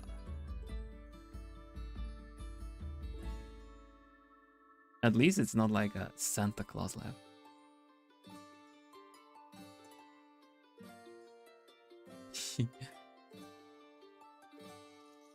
Well, that's what I tried to do here, Shu. The fact that everyday life is stressful enough as it is, right? So I feel, and also I feel a lot of streamers in general carry a lot of energy. I don't have a lot of, I have my kind of energy. I don't have the very hectic, chaotic. I can be chaotic, sure, at times. Kegs, everybody. Kegs, anybody? But yeah. So I feel like what I can offer, say base offer, is a nice place to de-stress in.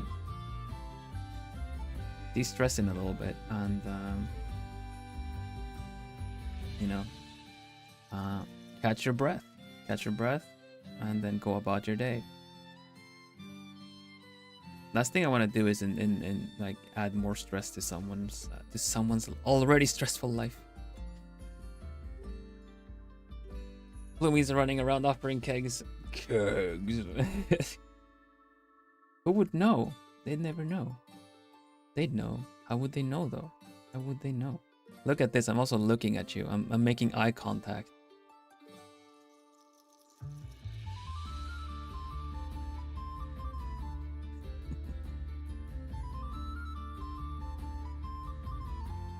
Why? Because I want to make it awkward. Amani Oshi. Oh, thank you. Thank you very much. Hello, Jennifer.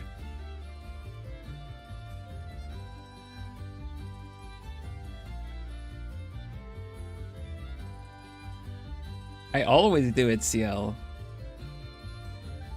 It's in the back and it's merged. No one will know, but if they somehow making contacts with not when I was drawing it. Not when I was drawing it like this.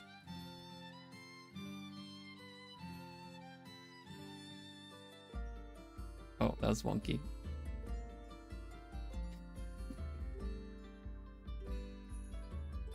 Had a kick in her eye or something. Right, that'd be so funny.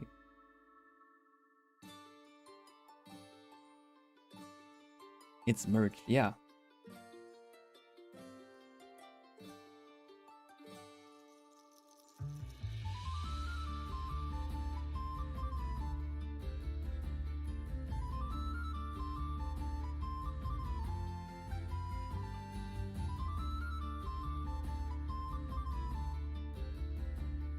I do feel like the darkness is a little bit too dark.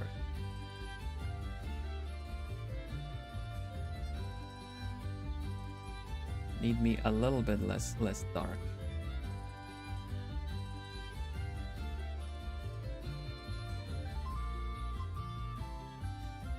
So we're gonna use gradient maps. I don't know, Brenda. We got the ears. I guess they technically have almost like feathers in the ears. I don't know.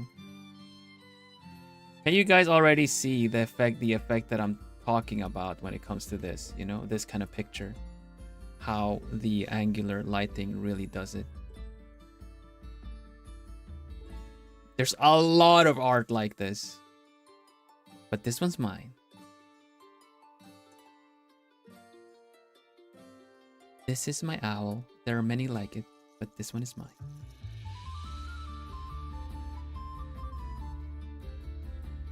Okay, so basically I'm also treating everything as separate shapes. Does she have a name? Felicity. I like Felicity's nice. I'm also treating these as separate shapes. I'm going to show you the shapes that of course I'm starting with this, not making awkward at all. We are doing, there's cylinders here.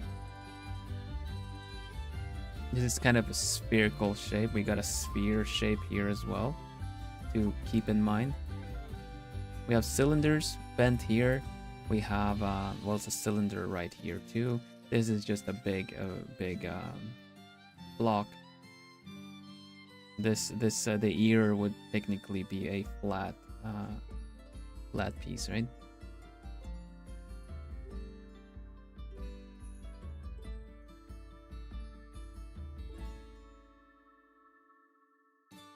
So trying to use the basic understanding of shape that I've shown multiple times when it comes to you know, what does light do to an object such as this, you know? We kind of use these principles because honestly you will find the basic shapes in most situations, you know. You have a cylinder. How do you, this is like a licorice candy. How would you give it light, you know?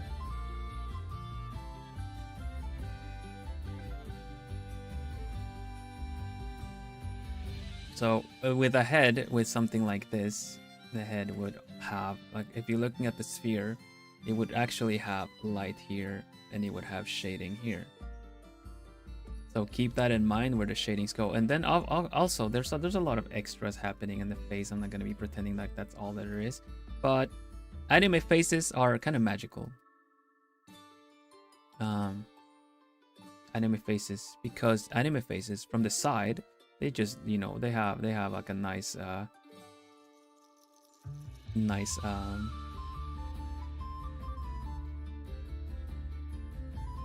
it's a sad one. There you go. You're angry. Okay. From profile, from the side profile, they look like this, but in reality, when they face you, they suddenly look a little bit something like this, with an ear in. There you go, and then suddenly, straight up flat.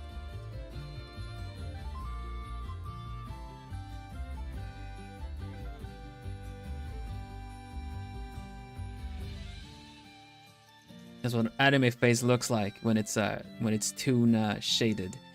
So anything you add there, like a nose, is gonna catch any light that is coming this way, because an anime face like this, especially with this principle, gets light there and shading here, but for some reason this plane is completely flat. So a nose would just stick out and get a little bit there. And that's the kind of principle we're going with here. It's enough to give it a little bit of shape, especially with the rim lighting. That's a little softer rim light there. But yeah, it's kind of interesting how these tricks, these little tricks actually work when you use a little bit of extra light on the side like this too.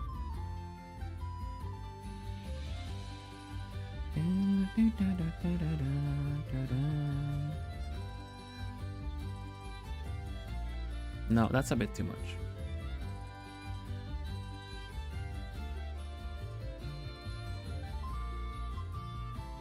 That's one of the reasons why 3D CGI can look awkward in anime. The 3D is more coherent. Yeah, it is. The best kind of animated 3D that I've seen is the ones where they actually manipulate the character a lot. It's so funny to see because the pose might be this, you know, kind of like I don't know, shaking her fist at you. In a way, you know. Let me just put fist here for whatever good reason. Oh, there you go. That's a fist. Might actually keep it. Like, grrr, you know? But in order for this to actually look this way, the character ends up being like, here's the face. Actually, one eye is bigger than the other, and the arm is like somewhere here. Or the camera is like here, you know, and the body is actually going this way. That is the way they get this to look this good with 3D, if they just change the shape like this. It's so funny. Because you usually don't see it in the cutscenes or anything, because you know that's what it looks like. But there are some YouTube videos that kind of do that stuff a lot behind the scenes. Yeah, exactly. It's so interesting how they manage to do that, and they rig the characters to do that too. They rig them especially to be able to show stuff like that.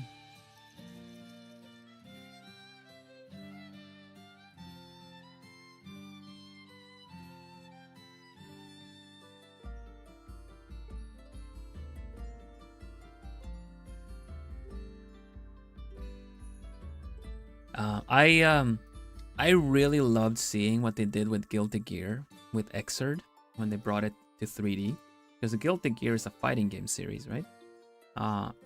That they were known for their detailed 2D characters initially, and then they go ahead and make the jump to 3D, but everything looks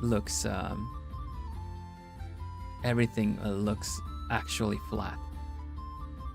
And they do so much of that stuff to make the character angles look that cool. But you know, everyone's head turned when they announced it. It's like, this is 3D, because they were just doing 2D fighting, and then at some point they just like attack each other, and the camera starts spinning around them. When you actually realize that, wow, this is 3D. That was a really cool reveal. I would have loved to play the game, but it's a little bit too turn-based for my taste.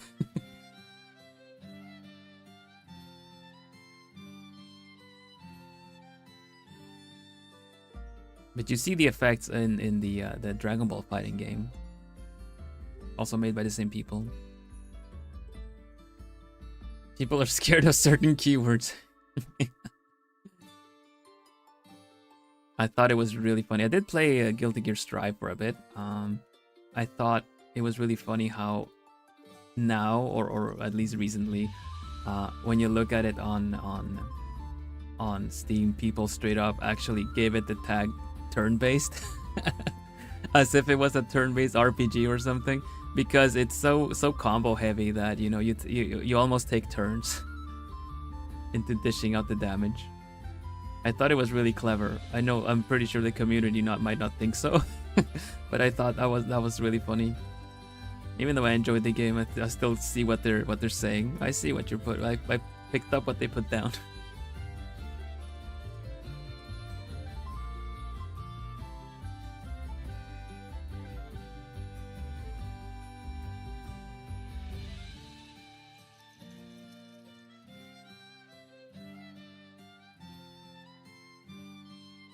Let's work a little bit on the hair here. I feel like something is missing. Supposed to be short hair, but also has. There you go. That's a little nicer. Now, the one thing I don't like in fighting games is touch of death. Touch of death means that there's a potential in combos that if someone touches you once, they will keep you in an unbreakable combo until you die, or like you lose, you get KO'd.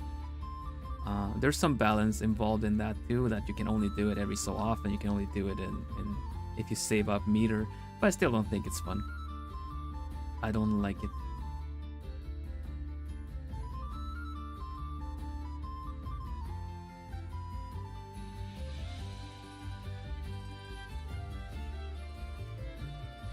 So, sorry.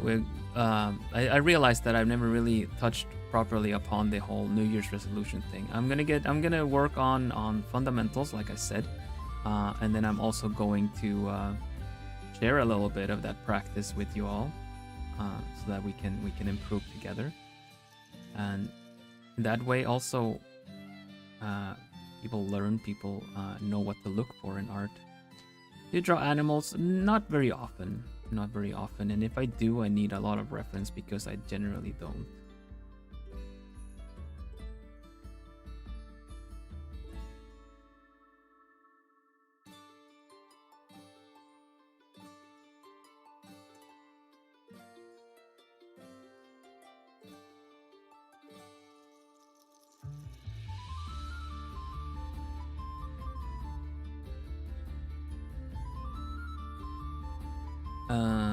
Let's see. Here we go.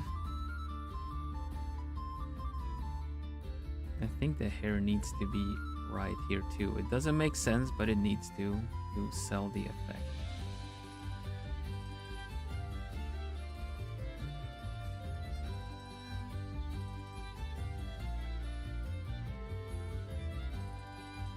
Yeah, I was gonna say everyone in Globie is part animal. I'm an owl, so you know. I drop plumies. Plumies are technically animal.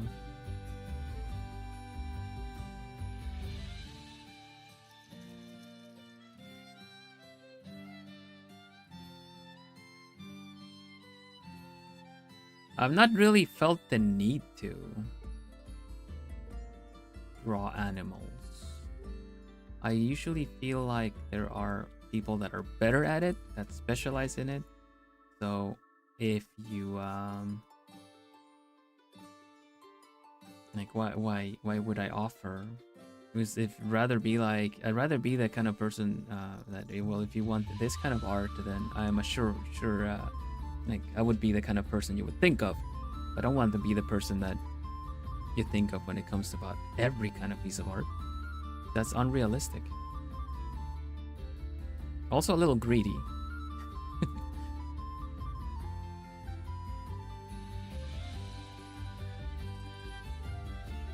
I put all my skill points into rendering, so at least I can be confident in that. But now I need to either respec a little bit or maybe put a little bit of skill points elsewhere.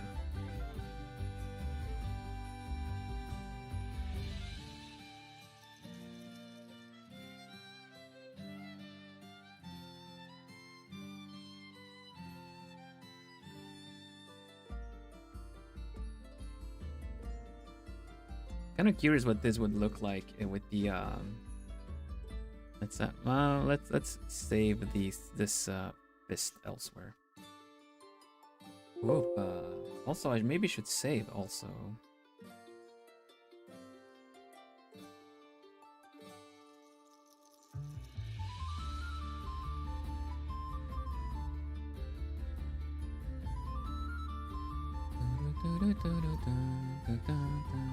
Hello, sorry I didn't say so. Maybe I should save. It'd probably be good. It would probably be good. Let's see, what does the oh, it has some lines there too. Okay, we need to have the lines. The lines.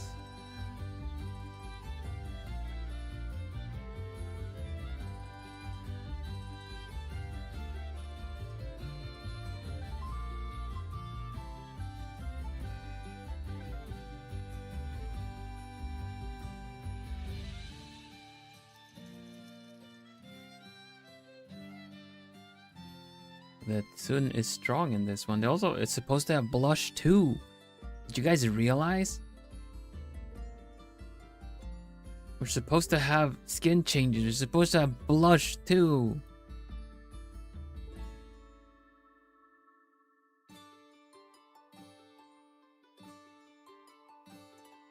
We just use this side light to give this a bit of shape. ASG straight up at Tsundere.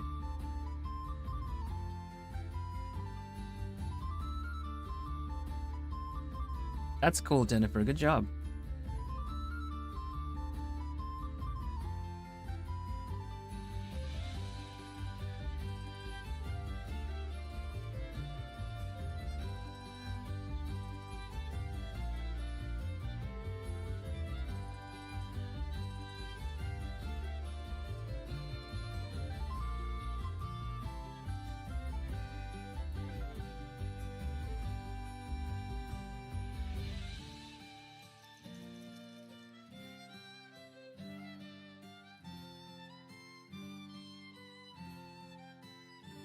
something like this, I think.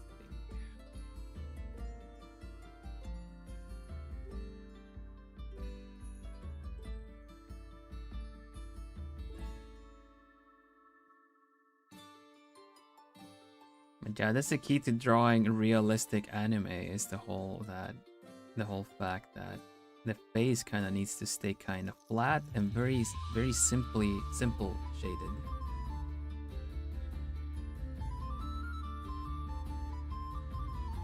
Those ideas are cool.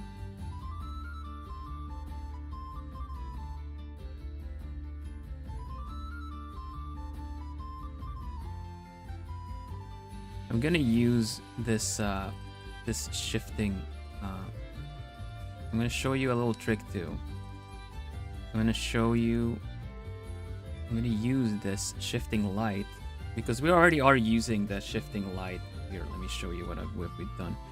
The general shape that the light goes in is kind of something like this. It goes down, up, down, then a little bit over this part, over to wait, did it wrong there. Then it's a bit flat here, and then it gets lifted up by the next bit again for a little bit. And then here is what we're going to be using the light for. We do one bump there. We follow the shape. And then we do another one here like this. Essentially. We're going to be using this kind of shape.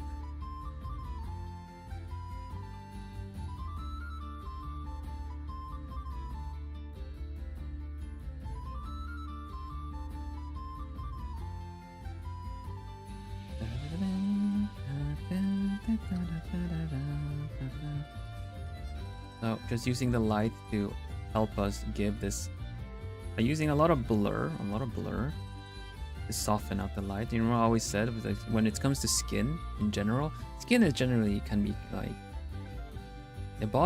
the skin is kind of soft, yeah.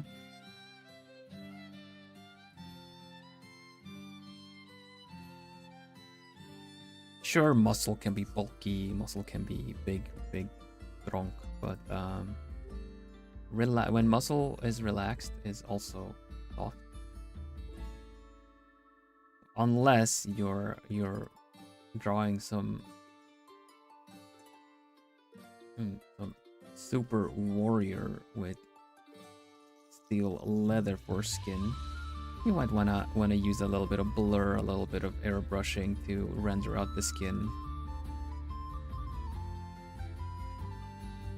Or else you might end up with a slightly plasticky feel.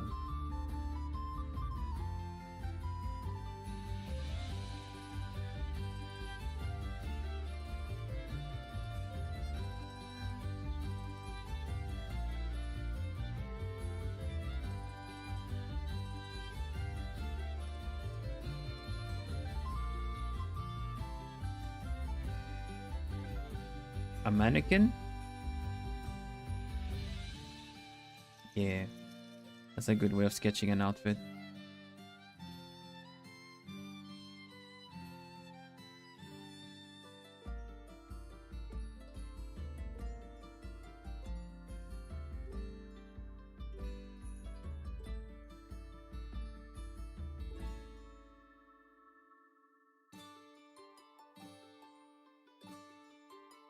Put a bit more shading on this side of this. Probably put a little bit of shading in there too, because the dress probably affects it a little bit. Headless one, yeah, that would work. Give you the shape of the body that you draw the clothes on. That's a good way of doing it, actually. So we're just airbrushing and blurring with this a lot. Kind of gives the shapes that we need, you know?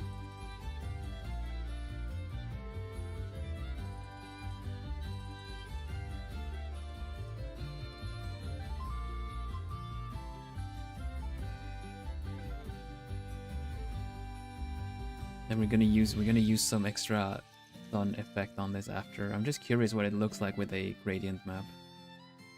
The downside of having done this part so lined is that we don't get away with doing it as soft, like the eyes as well.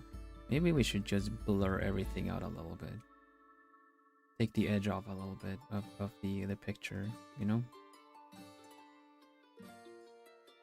get rid of some of the really dark. When you draw hair, how do you not make it messy? Like, how do you section out the hair pieces? Do that make sense? Like the bananas that that Leon Senpai said. I practiced with figurines, like, you know, what are they called? The Nendoroids. And Nendoroids are generally grouped together hairs. You know, usually have Nendoroid face, and then you have, you know, this kind of the front side of the Nendoroid that comes off. Has like 3 bananas, as Leon Senpai says. And then it's just, you know, as the back of it. When I do, I feel like the hair pieces get all messy and the curves don't make sense. Okay, so that's coming from me with this hair, okay? A good rule of thumb, but not always the rule, like it's not always the truth to follow, is that if you have a face, let's do a face. First of all, hair is you know, affected by gravity. Unless it's my hair, then it defies gravity. A very simple way of starting is thinking that hair kind of hugs over the face.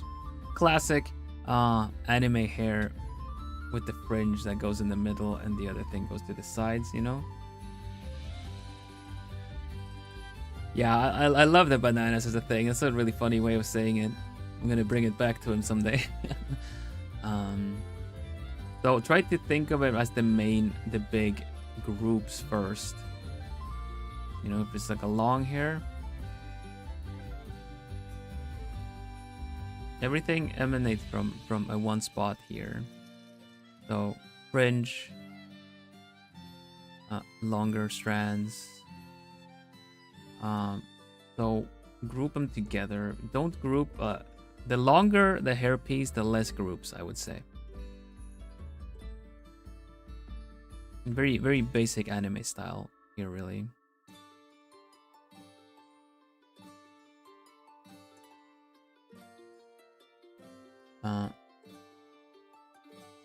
And I would say try looking at certain characters that you like,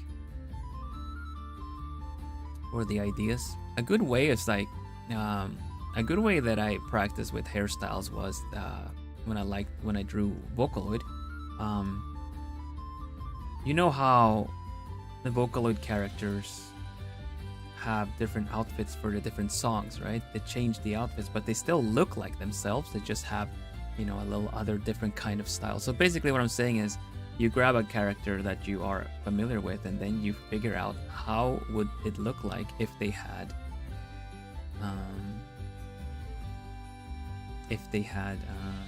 another hairstyle. You also don't have to draw every hair part. You can imply them with shading instead. Yeah, that's very true. You don't have to line art every piece of hair. That's why the groups, the bananas help, because then look, let me give a practical example, because those are always nice. Let me just give her one grouped hair. Oh, let's actually do that on a different layer. Here she gets one grouped hair here. And we'll flatten it too for the effect.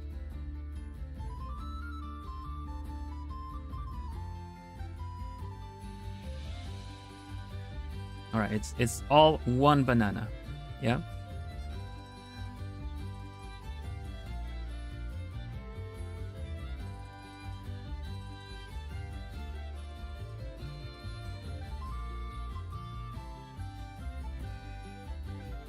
All right. Let's say you want this to be very fluffy. It's very tempting to start doing something, you know, like, oh, I'm gonna really define everything here. But like Miri says, you can use shading to either make this a very round kind of object. If you only shade it like this, then it is straight up just Splatoon hair, you know. It's just like one solid piece of whatever this is. But when instead, if you start doing it, almost grouping it together with shading instead, then this is already splitting it up into 3. The tips need to show how many they're split up into.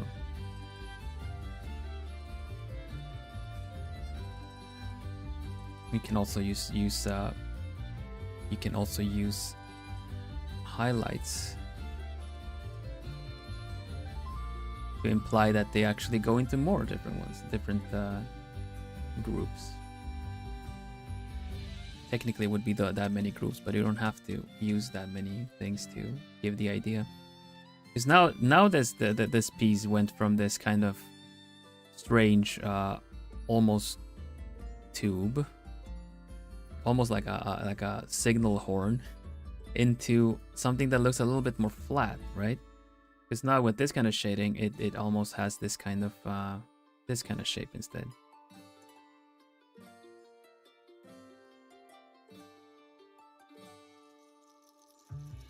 Almost like a tongue, like a long tongue. I don't really know if that helps much. If I'm gonna do like teaching art streams, I kind of want to think about what I'm gonna be talking about and really bring some better examples. When I do the kind of Q&A streams like this, I might get a little bit caught off guard to really explain it properly. I hope that was a good example.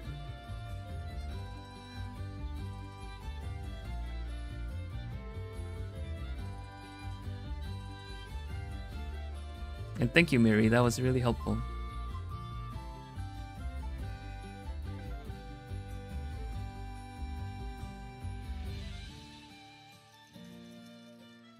You can add some messiness to the hair afterwards as well if you do it.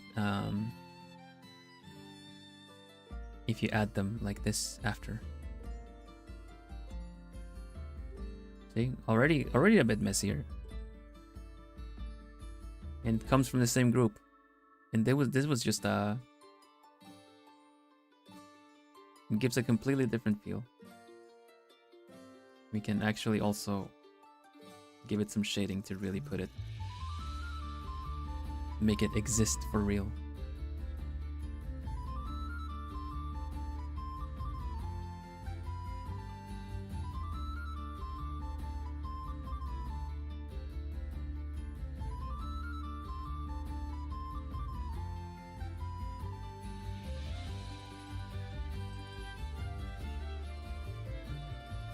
I'm a bit impatient for this. Not that I'm gonna round it up, but I'm really curious what it looks like with a gradient map. I want to see that now.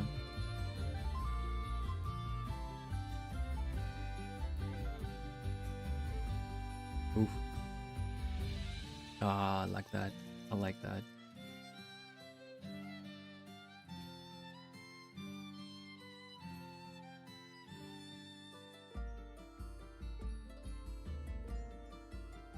I love that the light already has some light to it. The face is still a little bit too. Well, the face is a little bit darker than I would have liked it to, but maybe we can just get it right with some.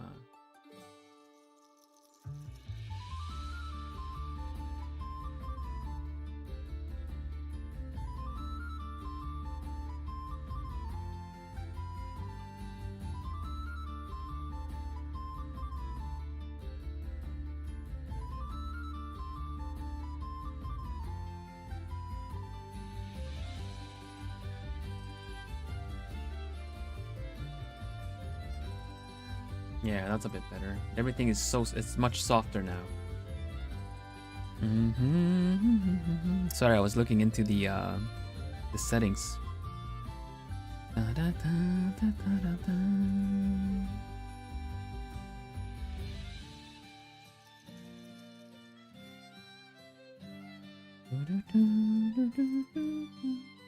see.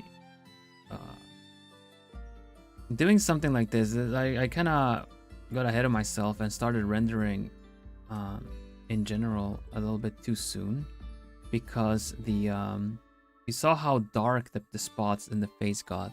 Because I was color sampling the sketchy lines, I think I would need to actually render out a little bit more with an airbrush before I start color sampling too much. Color sampling means that if I'm gonna pick a dark, if I want to add something to the lines, I don't go to the color picker and pick black, because it's too high contrast to this. So what I want to do is color sample a dark spot and then use that kind of dark color or hue so that it actually fits in with the rest. Hello, Mar. Hoot hoot.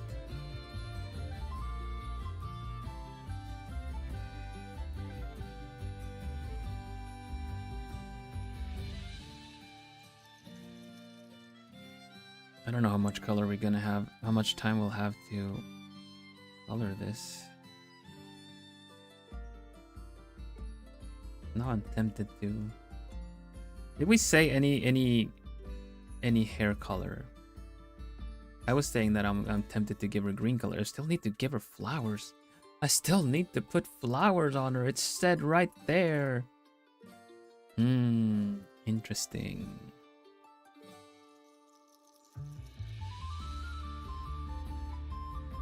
Well. No, not this one. We want. I have an idea. But I want that really nice reference. That's a good one. All right. And try to make a daffodil to put on her hair.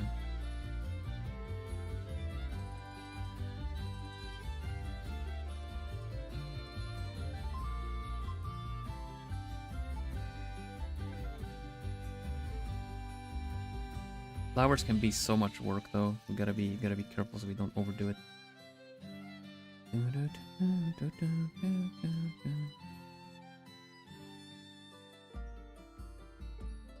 What is it? A light salmon?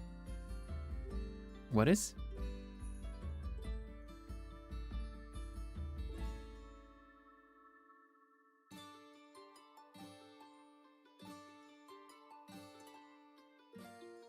Green or pink would be nice since he's a bit of flower theme. Yeah, I'm thinking pink dress, you know.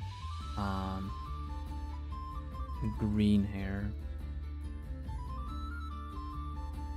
Curious how this is gonna work out though. I'm working with the really brights for this flower since it's in the sun as well. It just doesn't really work that well.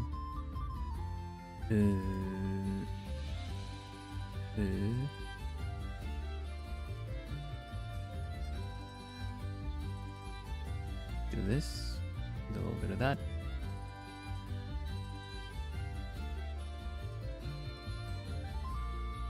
And we need the cute little, what do we call it? I want to call it a horn.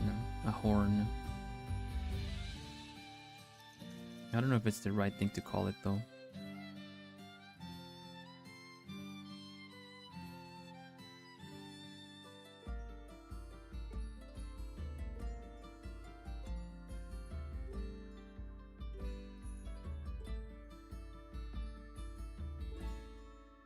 Oh my gosh, my tea is cold. It turned off. How dare you? There you go. Okay, nice little horn with some a little bit darker there. Need to really consider the values here. Give me just a moment. I'm gonna get a little bit in this zone for this one. The tea is cold, yeah. How dare you?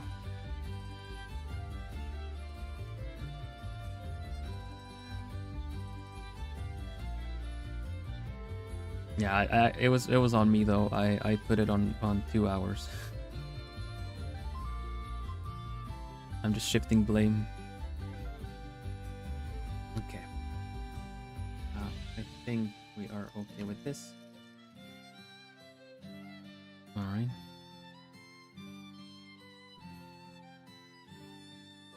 This would also obviously put a bit of shadow underneath. The shadow.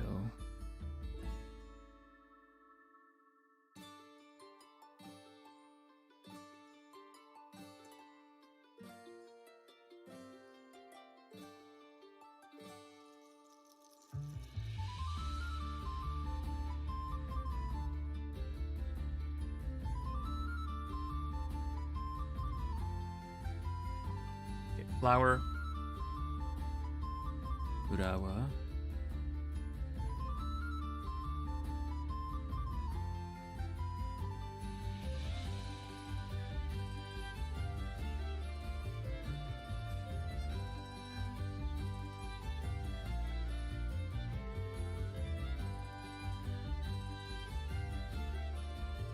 Really happy with this. This has a like. I can't believe it took me this long to figure out the trendy social media thing of using light like this. But I also don't always want to use it like that.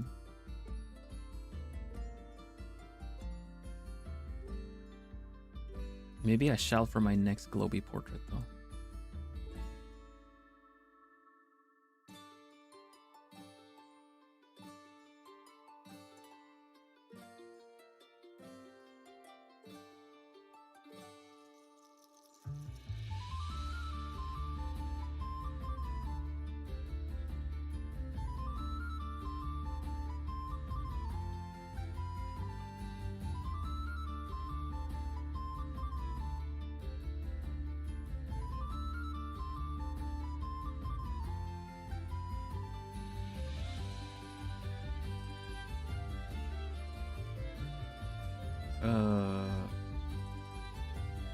Eraser.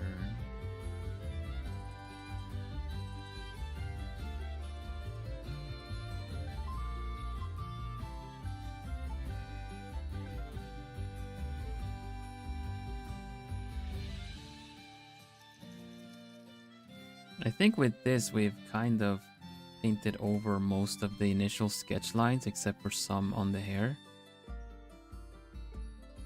Making everything look very soft and dreamy.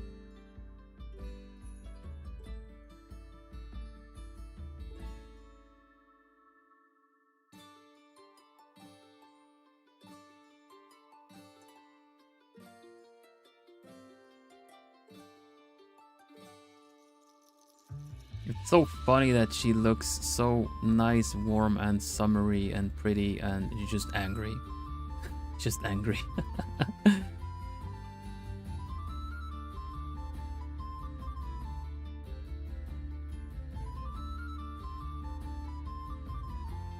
Hello, Sophie. Welcome.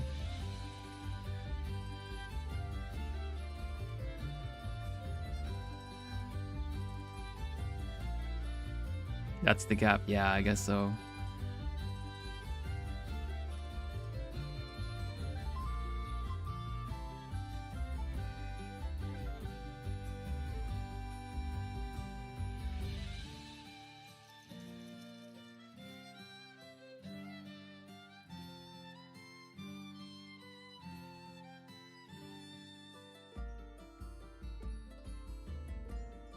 Sophie comes back. Whoa!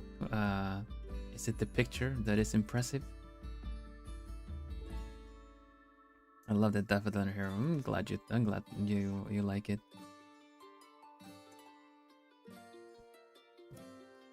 Does need some texture. I don't know how well we're gonna manage to get it.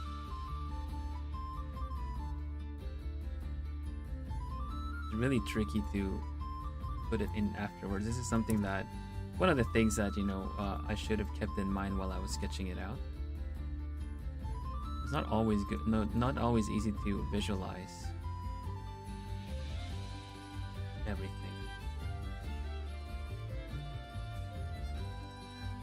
Right now, everything is very, very glowy, except her face. It's not good balance, really. But I don't know what we can do about it. Probably just put a little bit of brightness in there somehow.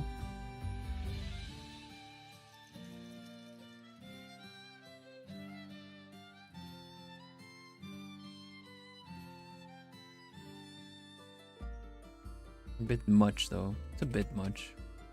Also don't want to do it on the one layer. Definitely need to get rid of some of the lines, however. Make the lines on her here.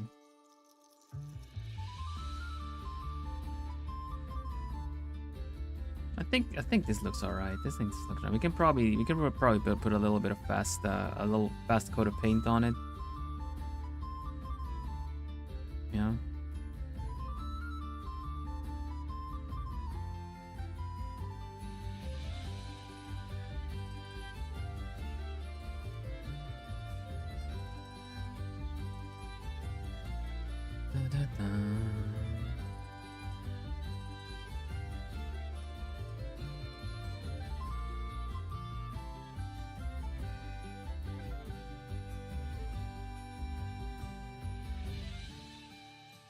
Okay, let's see what we can do with some light. This is a very bright drawing. Very bright. Brighter than I normally would draw. So let's reactivate the gradient map. Let's make a copy of her.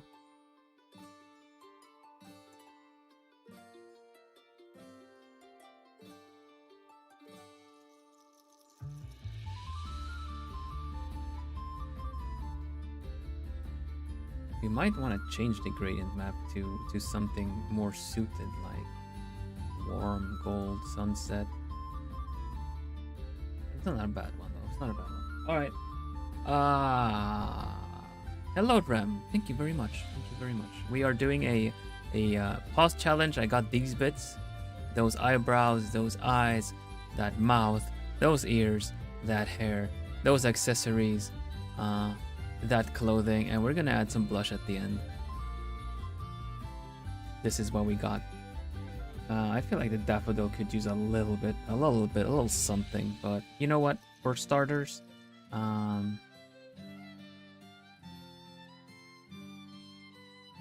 it's gonna look a little cursed.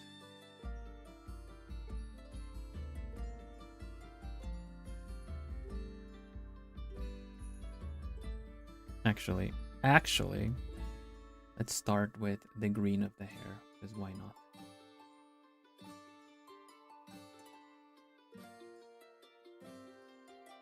Gonna be very green, very exaggerated green right now. So I just want to make sure that it's covering everything as it should. We'll tweak it after. Although it doesn't look too bad. Oh, that's the ear.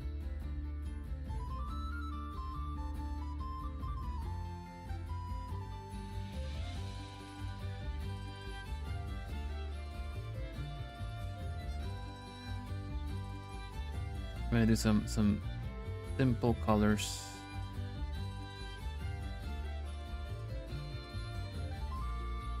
I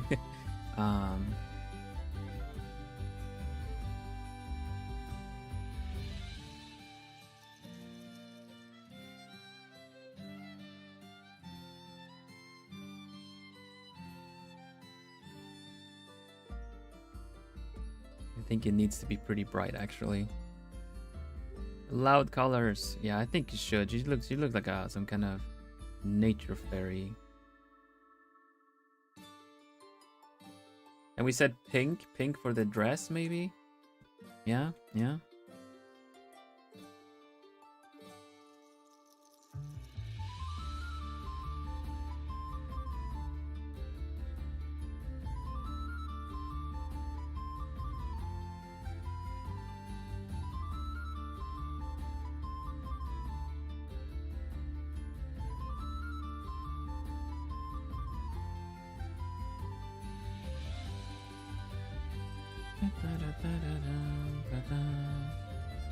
Oh damn, that is very, very bright.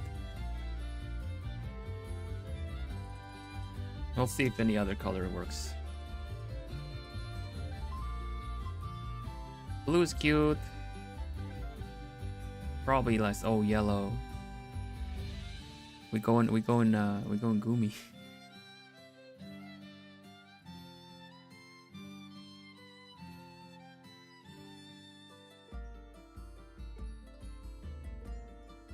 Leave it at that for now. Right. I keep forgetting the brows. Overlay this and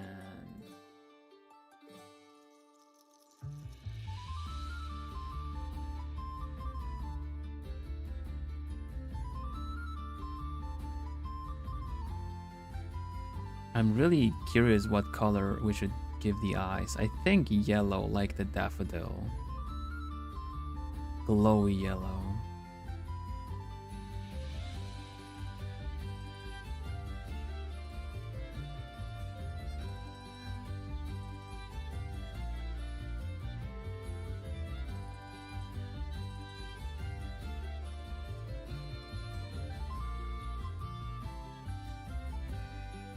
I'm excited for doing the subsurface scattering on the ear, not gonna lie. I don't usually make ears look like they are glowing red, you know?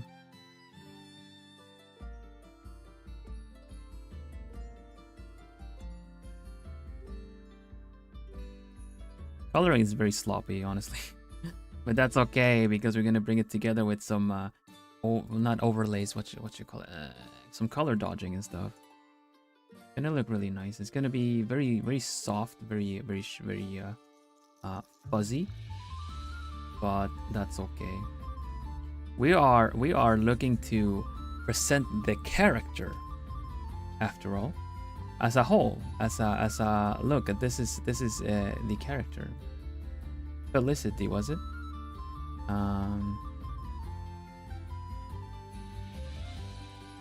We don't need to. This is not a reference document for outfit or for you know, for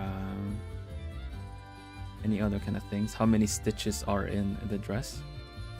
So we're just selling it as a whole for people to. Now, doesn't really look bad with the slightly purple hue. Kind of fits the whole kind of fade thing. I'm not gonna be able to do the glowy sun that I was thinking that I wanted to do though.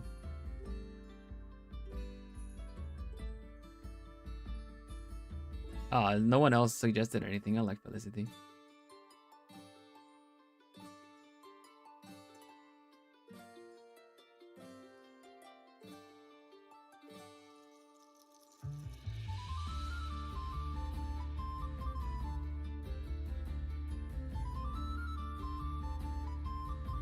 I'm gonna look for a nice, let's see, I'm gonna go for a warm hue for this one. Something like this.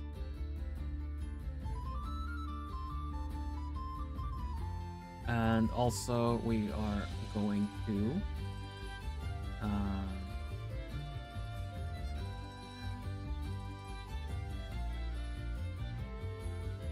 give it a little bit of pink, because like I say, it always depends on what kind of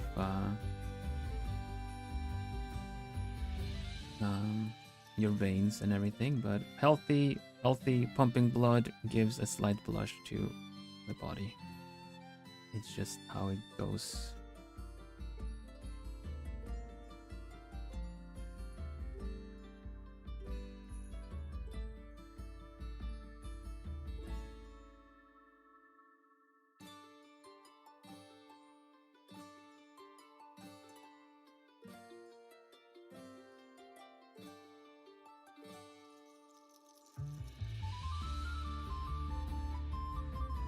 Felicity Bloomhaven. Nice. That's very fitting.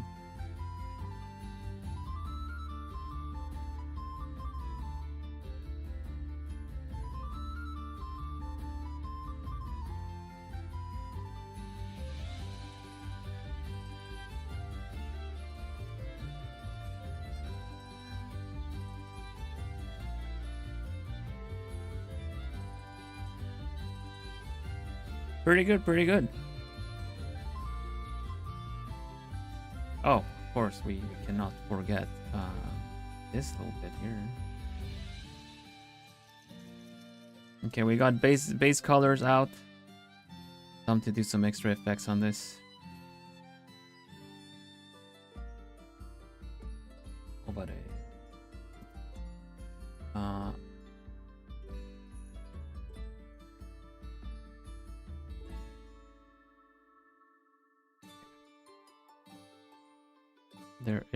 The coloring is very sloppy. I'm also practicing on not getting too nitty-gritty into all the details as well. Okay. Here's the deal. I think I might want to tweak the skin a little bit more towards yellow. Like that. The dress might need another color now too.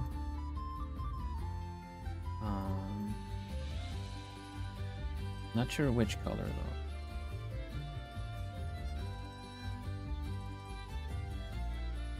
This is kind of white. It has a bit of blue in it, but it's kind of like what a white dress would look like.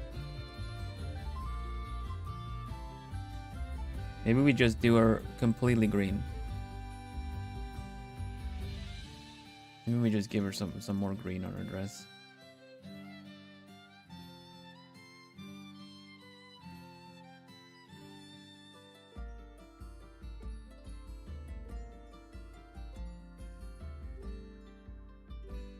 Dun, dun, dun. Gonna find the same. I wanted to match the. Not gonna lie, this kind of green is like one of my favorite colors. I have not drawn a lot of characters with this, even though it's my favorite color.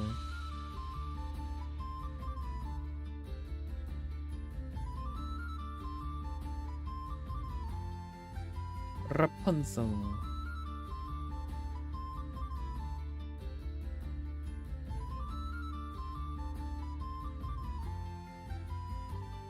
I'm gonna have like we're gonna have our own universe with these characters.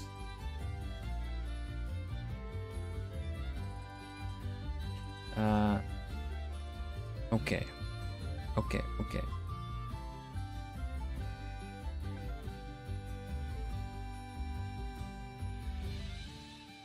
Can we do something about this? A bit bright, a bit too bright. A bit more saturation. A little bit of saturation works. Yes, saturation was the key this whole time. With an Aussie, I wish I could do an Aussie accent. I cannot do an Aussie. I'm not even gonna attempt. I will not even attempt. I did the vanished thought, like the thought of mine. I mean, that sounded really rough coming out of the way. I'm sorry. Stray thoughts, please don't. This part is not fully covered.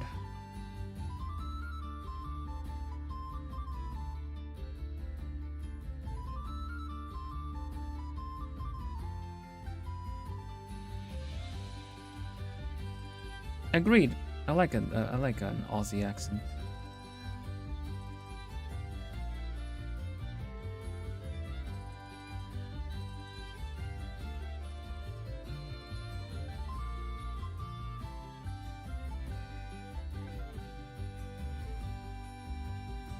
Oh, I guess we can now. We can just paint with colors.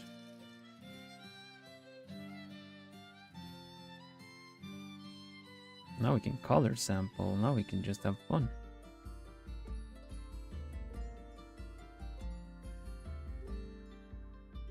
Grab a nice big bristle brush with the old one too. Make sure it's clean and you dab. Beat the devil out of it.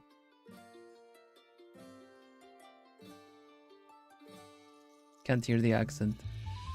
You can't hear. Yo, that's right.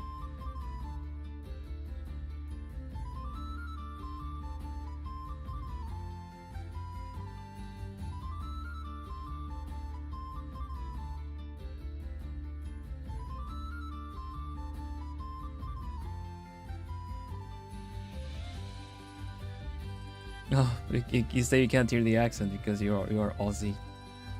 I can't hear it. It's just normal to me.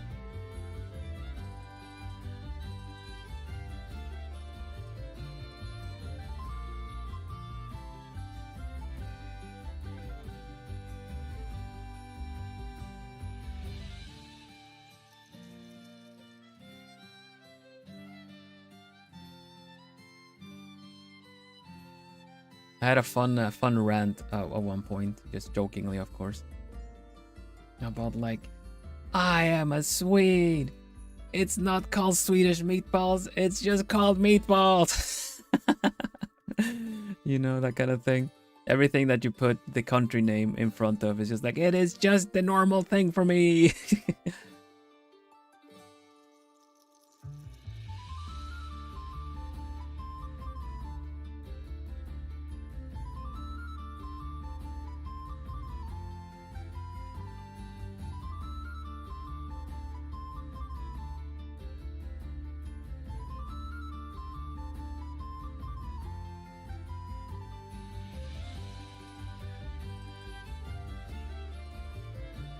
Ooh, the tea is in fact warmer now that it's been on the plate. Nice. Ooh.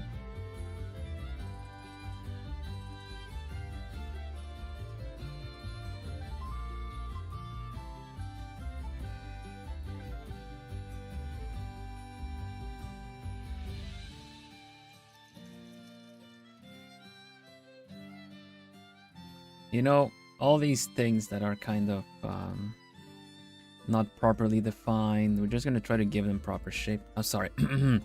All these things that we have not really fully defined, we're going to try to give them some proper shape. And in the end of it all, we're just going to give it some nice rays of sun. Maybe what kind of tea do you drink? Today I'm drinking a warming chai, which, don't tell Joy, has anise in it, and I don't mind. But that has a lot of other nice spices too.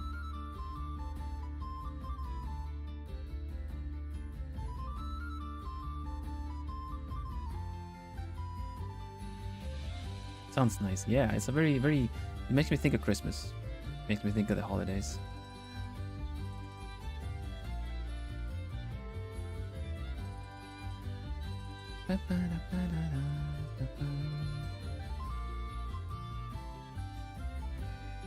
Wait, what? No.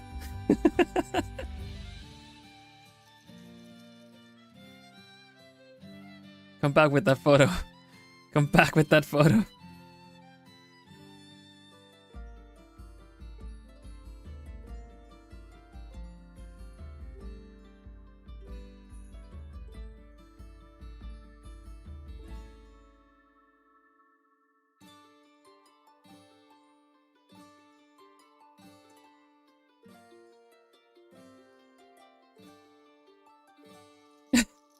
I just totally see the whole like camera click, running off.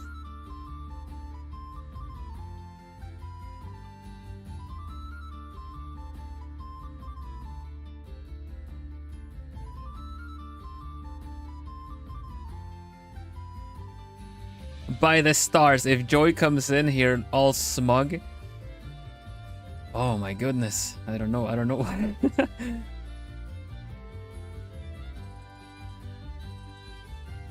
Stream ends when got caught drinking anise tea on Maine. No, only plume feathers. Only feathers left. Pew.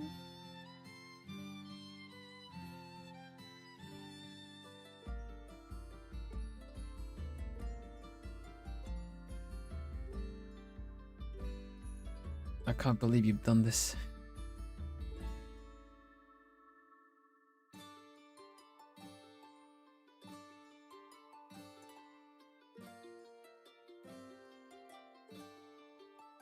My own plume mod too. Oh, top 10 anime betrayals is gonna be the next list. It's gonna be the next list. Quadrilingo betrayal of the week. Let's go. I'm just kidding.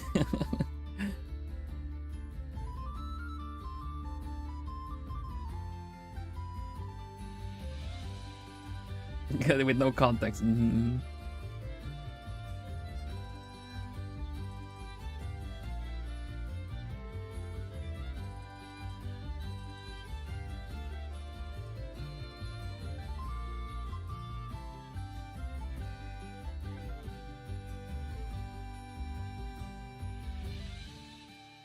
What is betrayal? What is betrayal in different languages? What is betrayal in Dutch?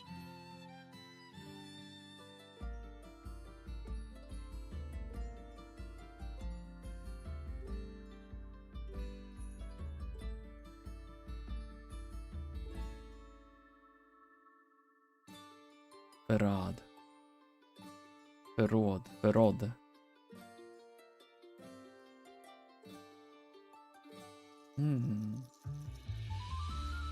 No, it doesn't work. For the chess monsters, oh yeah? Oh yeah?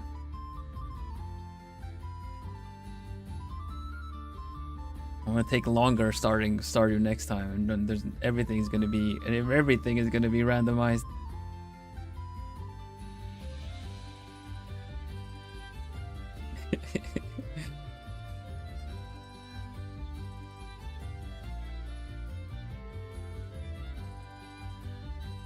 You're making me turn into Donald the Duck.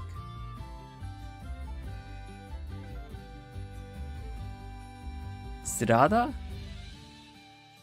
Oh my gosh, I cannot even with the Russian. It looks so complicated.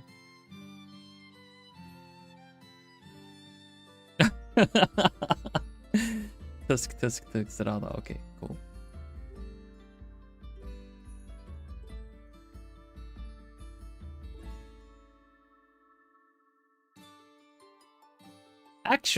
Actually, Kiki, it's not Tinkerbell, but you're not wrong, I guess. I mean, she's not blonde. She's not blonde. Also, we're not flying. Welcome, welcome.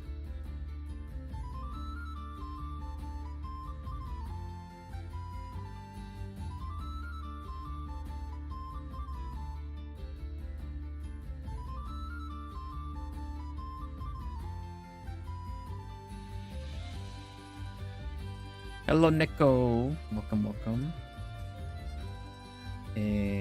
How do we do this part, actually? I don't think I really thought of this properly. Is it supposed to be a little bit darker? It does have the spicy attitude, I think, yeah.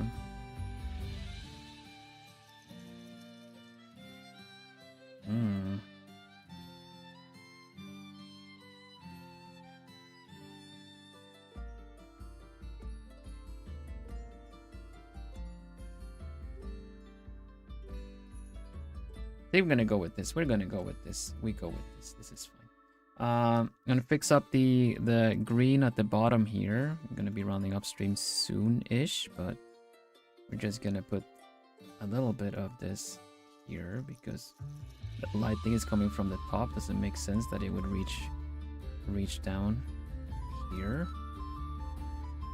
So we'll make that the slightly darker green. Like so. And then bring a little bit of it back. Like that. And we can adjust it, the cut and shape after.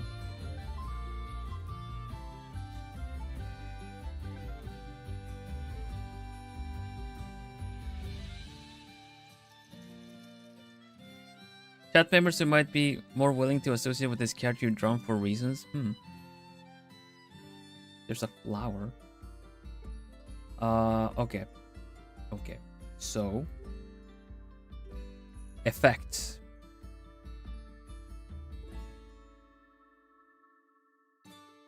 Brigida gel.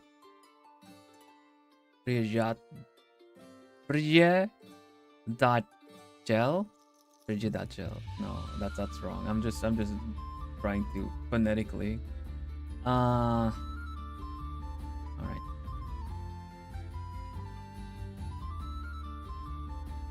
watch out, watch out, watch out, watch out.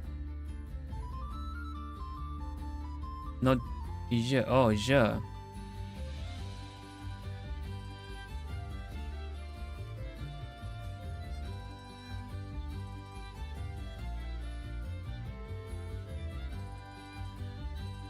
Oh, an old game, Naisu. Thanks for the lurk.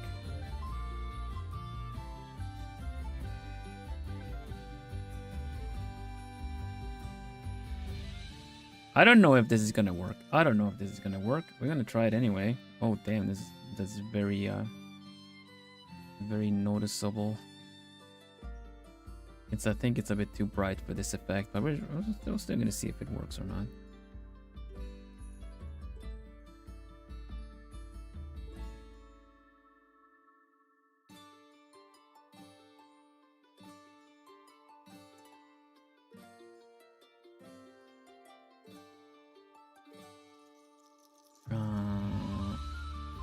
No, wait.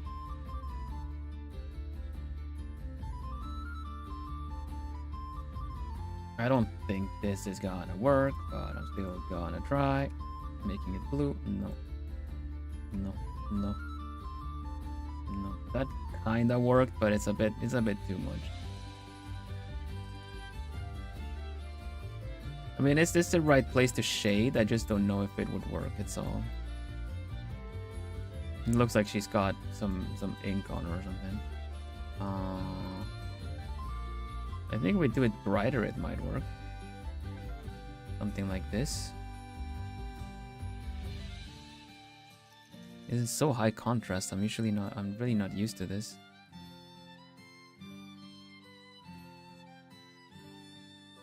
A skin effect to add. Yeah. Okay, there we go. This worked. Give it a little bit of orange.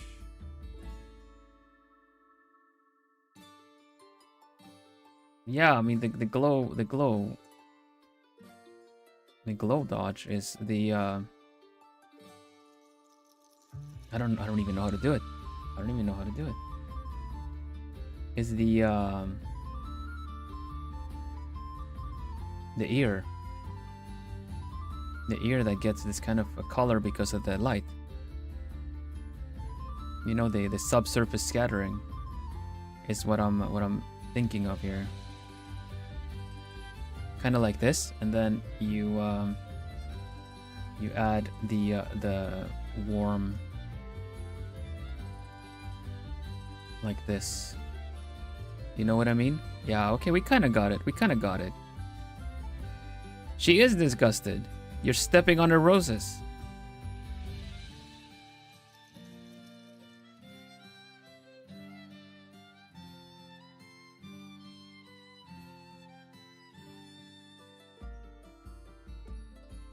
Yeah, it's also the long ears, and when you get a really concentrated ray of sun, you know how if you put your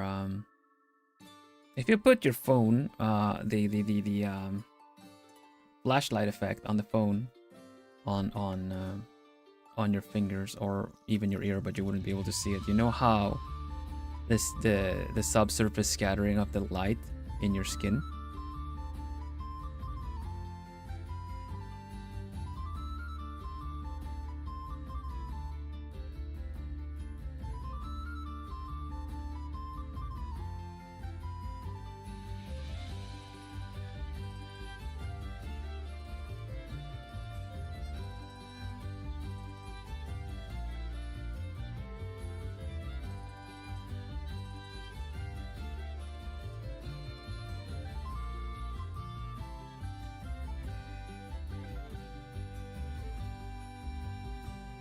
This is kind of the extra effects to everything.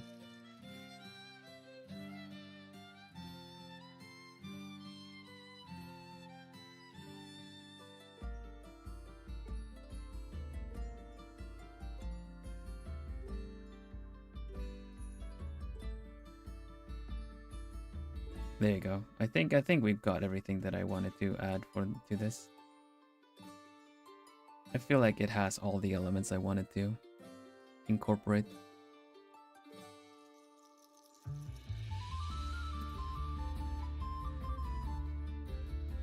Can probably go with a little bit more. I don't know. We have to merge a lot. So I'm just gonna save. I have to merge to do the extra touches on this.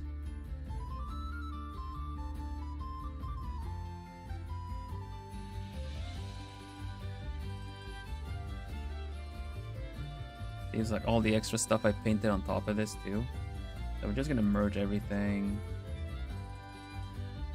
like a madman, like a mad owl, except the glow dodge. That should be alright. That should be good. Okay. Similar. Oh. In similar fashion. Oh, that's the wrong one. No wonder.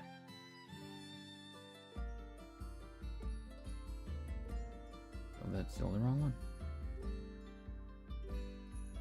In similar fashion, we'll just kind of cut out some shapes.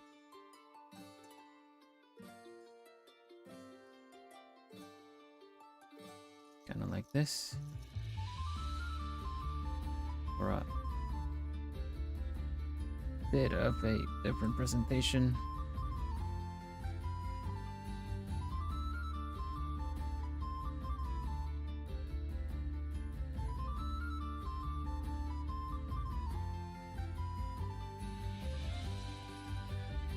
Like this. Nice drawing, like the colors. Thank you very much. Thank you, thank you. Grayscale, colored, grayscale, colored.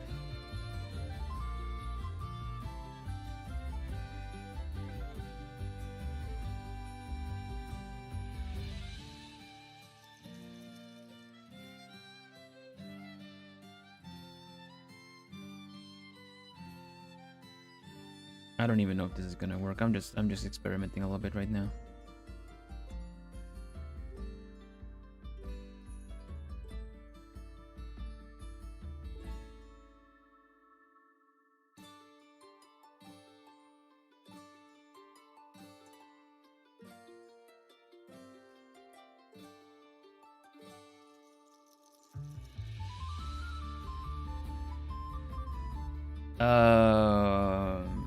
What can we do with this? Obviously, more yellow on this side, less blue on this side, and maybe some clouds.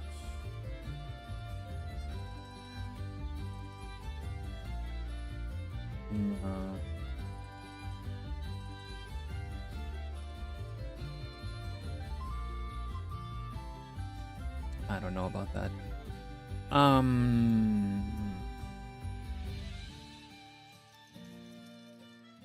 No. Now I'm looking for the other one.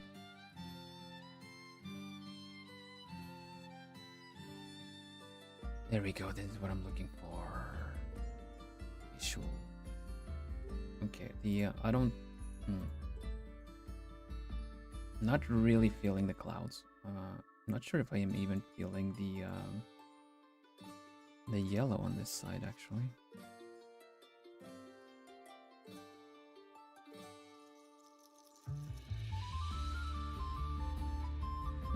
Trying to look at your preview as well, so I can see what it's doing.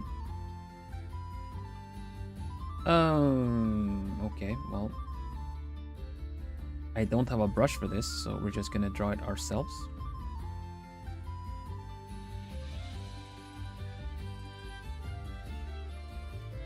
But I guess we should just color sample a little bit what we actually have on the picture.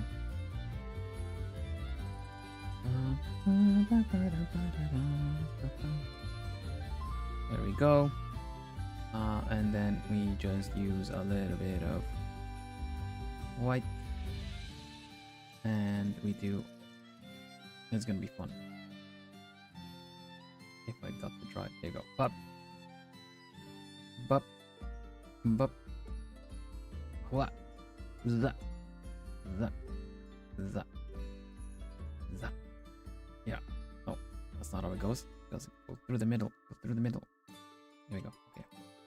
And that's a dandelion seed once we just erase a little bit. around this a bit. There we go.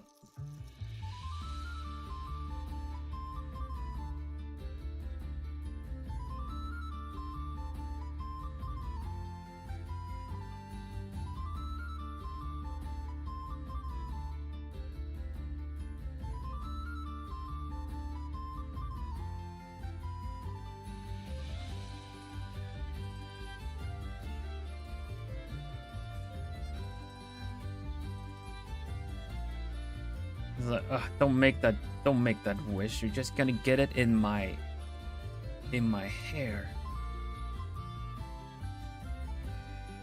Bah humbug. There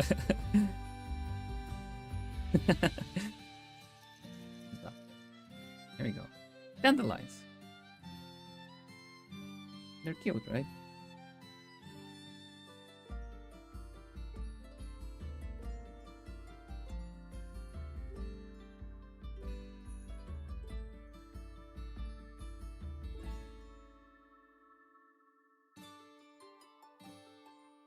I am in Christmas spirit, bah humbug.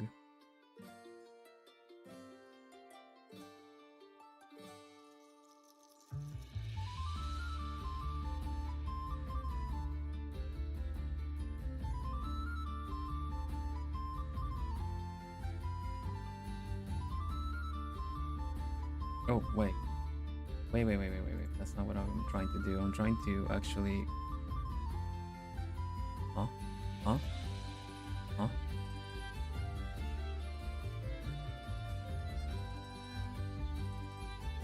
No. That does not work either. This, however, might.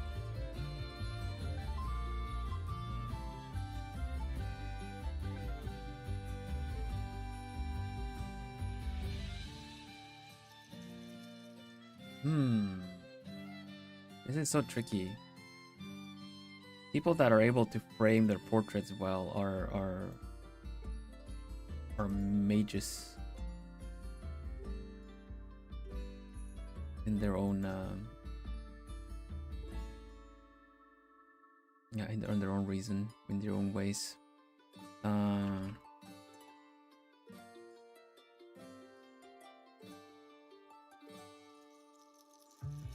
I don't know if this is gonna work. I just feel like making it a little whimsical. Just adding all kinds of stuff right now.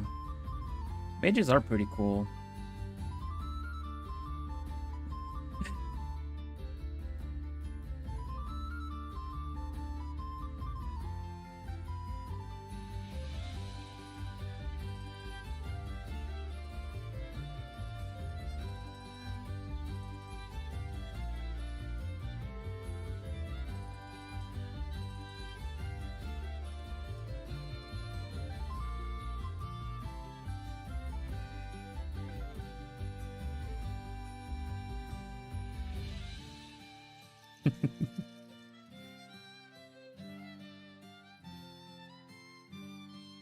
That's usually when I add like, oh, owls are pretty cool, but you know, I'm biased. And you know what I want to add as well, which I hold very dear. I don't know if it's gonna look good, so I just happen to really like day moons.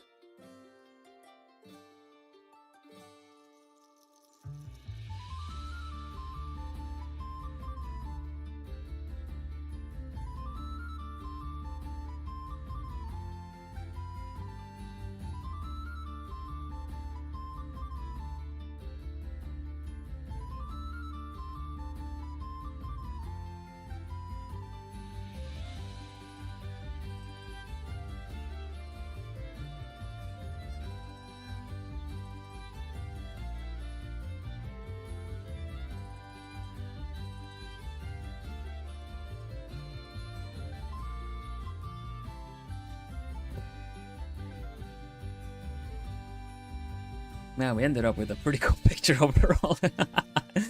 I feel like the glow dodge might be a little bit much, but it still needs to have a lot of it.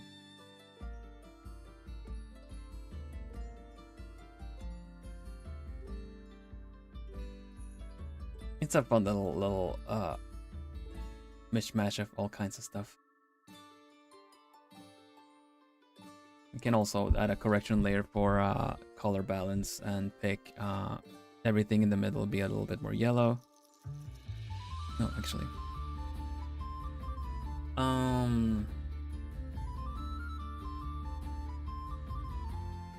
It's a shame because everything else is so... This looks nice and dark as well.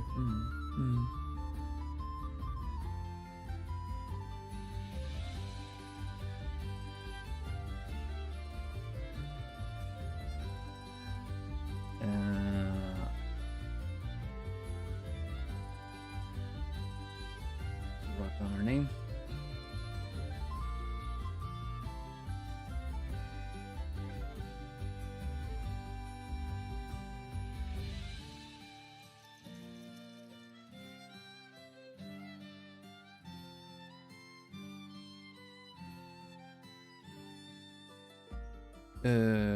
Yeah, so what else do we do with this?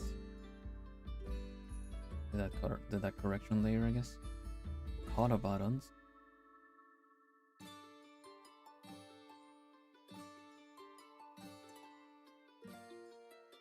Midtones go yellow, shadows go blue. Highlights go probably yellow. Magenta? No. Red? Red. There we go. Alright. Time to round upstream.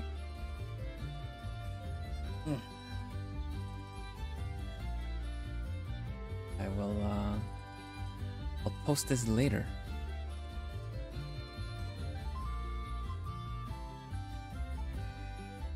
I feel like we got some good good essentials in. Like I wanted to show you the little the different angled lights and just the kind of shading a lot of people are using. The light doesn't make sense the way it blocks the face, but I still wanted to show you as an example. So let's give it the old V. Fantasy alternate universe. They're all in the same world. But yeah. Hootsu, everybody, Hootsu.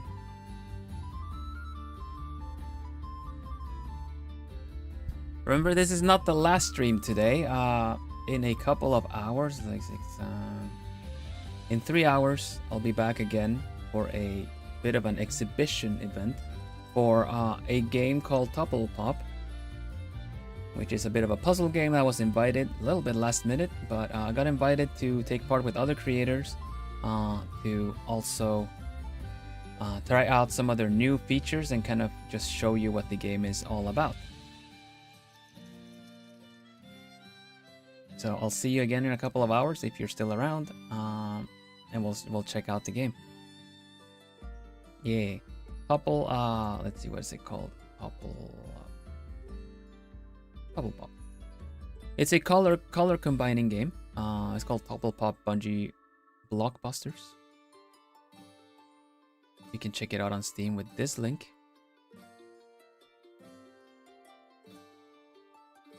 And yeah, it's not out yet. It's so far just a demo you can try out. But we are going to be playing a kind of a tournament style with 8 different people. It's going to be in brackets, like 4v4, like free for all, 4v4, like 4 players. Then the best 2 are going to meet in their own 4-player things. I haven't played the game enough to probably stand a big chance, but if anything, they're still going to host it. We'll be waiting for my turn whenever I play. I'm going to start my stream at 9, like I said, in 3 hours. And then we'll see how everything works. So you guys have a nice one for now. Enjoy some dinner or whatever you might be up to, and I'll see you again in a couple of hours. All right, thank you so much, Hutsu. Thank you for hanging out with me. I'll see if I can put some more touches on the portrait before I upload it, but I really like what we got done in this time. And once again, Plumies, thank you so much for the surprise. It was amazing. It was lovely. I really enjoyed it. Good job, everybody, putting that together. Hutsu. Wish me luck for later. I'm gonna see if I can at least check out how the basics work in the game, because I feel like there might be some experienced people there already. Hutsu Hutsu. I'll see you later, Plumies. Take care for now. See you in 3 hours. Yes, definitely. I'm gonna go make some nice food. Bye for now, everybody. Bye-bye. 5 misplaced kegs. We actually got 5 in now. Bye, bye, bye, bye, bye, bye, bye.